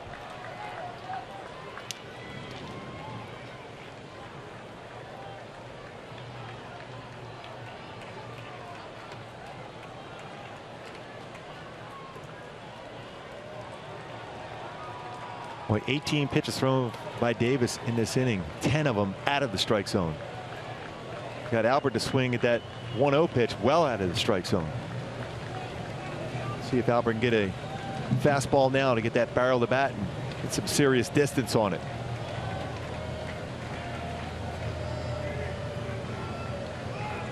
Jeffrey Marte almost directly behind home plate, trying to get much of an angle on Wade Davis as possible.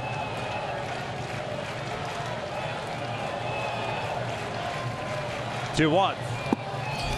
3-1. Boy, it looked like Phil Cousins was I thought he was going to call it. He's called a couple of those lower strikes against Albert in this game. Yeah, he deked himself. So it's a 3-1 count. You wonder if Davis challenges him, or does he try to make Albert fish at something out of the strike zone?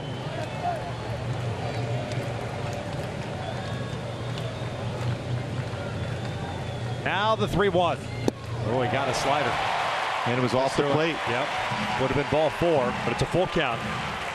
That's from that old school of Jim Palmer. Rather walk a batter in than challenge somebody on a 3-1 pitch. He threw a cut fastball slider off the outside corner. 2 strikeouts that Albert has had tonight. He has chased on pitches out of the strike zone. They've been on off speed, so you wonder if he goes back to that same pitch now that it's a full count. Isn't that the rule of thumb? Whenever you throw 2-2, I think you have to throw that exact pitch. He's either going to throw a cut fastball or slider.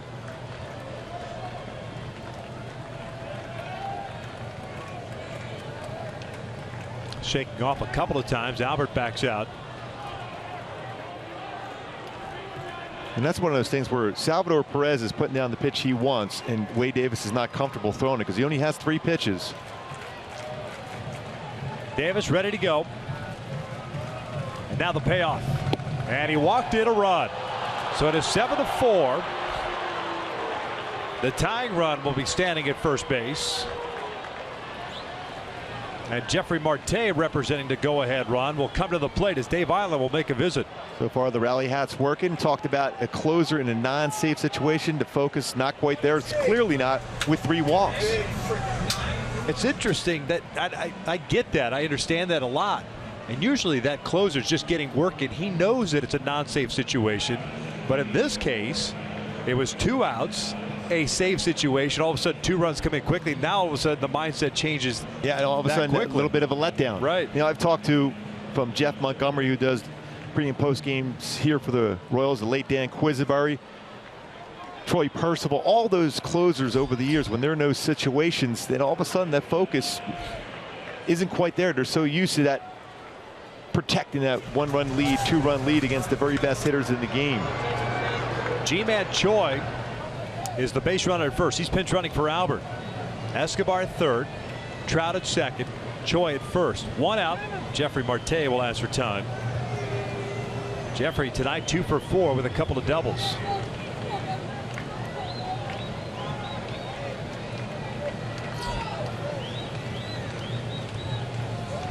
First one low. 1 ball, no strikes. Wow, that was pretty close.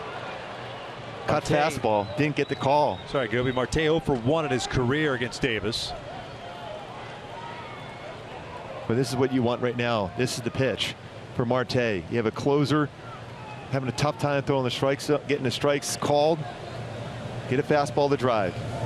This is line to second. Mondesi has it. No double play, so the inning continues.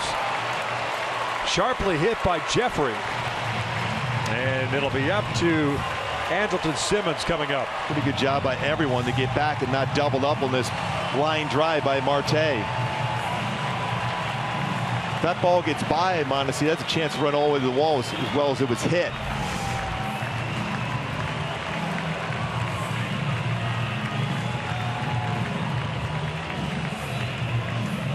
Simmons a 1 for 4 game as the Angels are down to the last out. It's 7-4 here in the 9th. Bases loaded.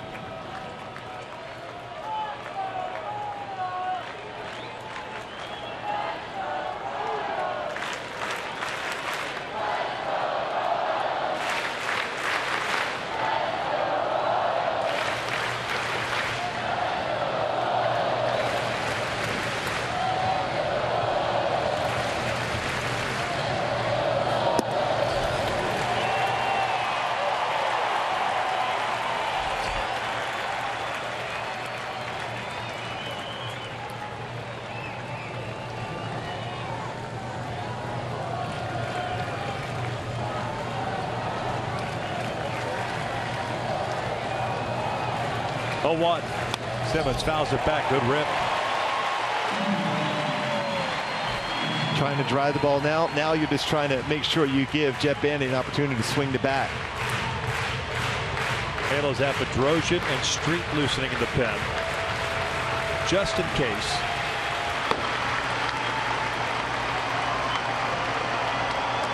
And Simmons, one of the most difficult batters in all of baseball to strike out, trying to put it in play. This is line to center field, a base hit. 1 run is in. Trout's going to be stopped as a throw comes toward third. And it's 7-5 now. What a Tying run swing. at second. What a swing. Shorten up a swing. Talked about it. So difficult to strike out. Middle of the field approach. And another solid base hit by Simmons.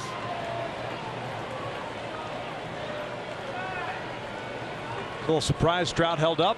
Or I know it's tough with 2 outs, but Yeah, it's Trout. Yeah, because Dyson possesses a pretty strong throwing arm. Well, not only that, He's more worried about the guy at second base, which is the tying run. You do, but you just don't want to take that shot. I think at this point, the most important run is right there at second base. Here's Jet Bandy, who's 0 for 3. Gets jammed, fouls it back. 0-1 count.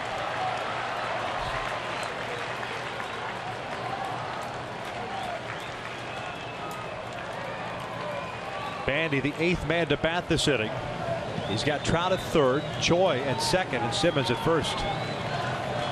2 runs in at 7-5. Kansas City in the 9th. Off the plate.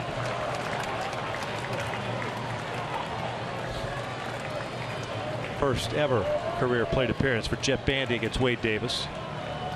Very important for Choi to get a good secondary lead at second base in case there's a base hit into the outfield. Gordon plays shallow, as does Dyson at left and center. Breaking pitch, foul. Straight into the mid. 1-2, and that pitch was up.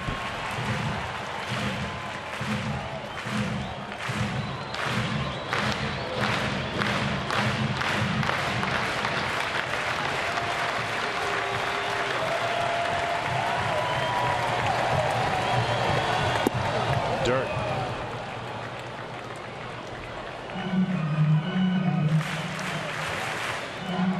.30 pitches for Wade Davis. Halos have struck for 2. Down to the last strike.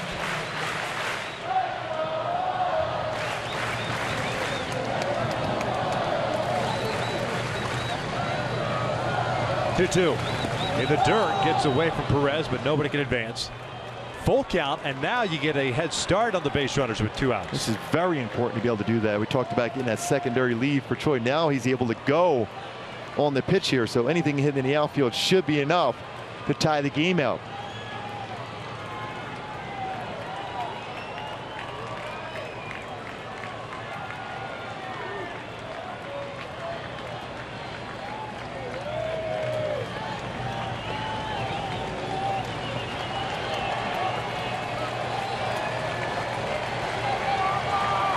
Davis ready. Runners go. The 3-2. Bandy fouls it off.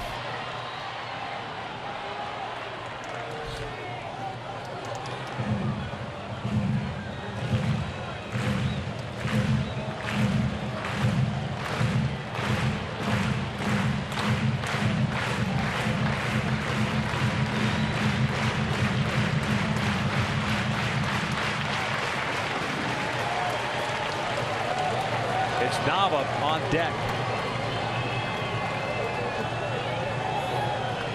Runners again take off. Another 3-2. And Bandy strikes out, swinging, and the Angels drop the final game of the series by the score of 7-5. They threw a little backup cutter there to be able to get a swing and miss.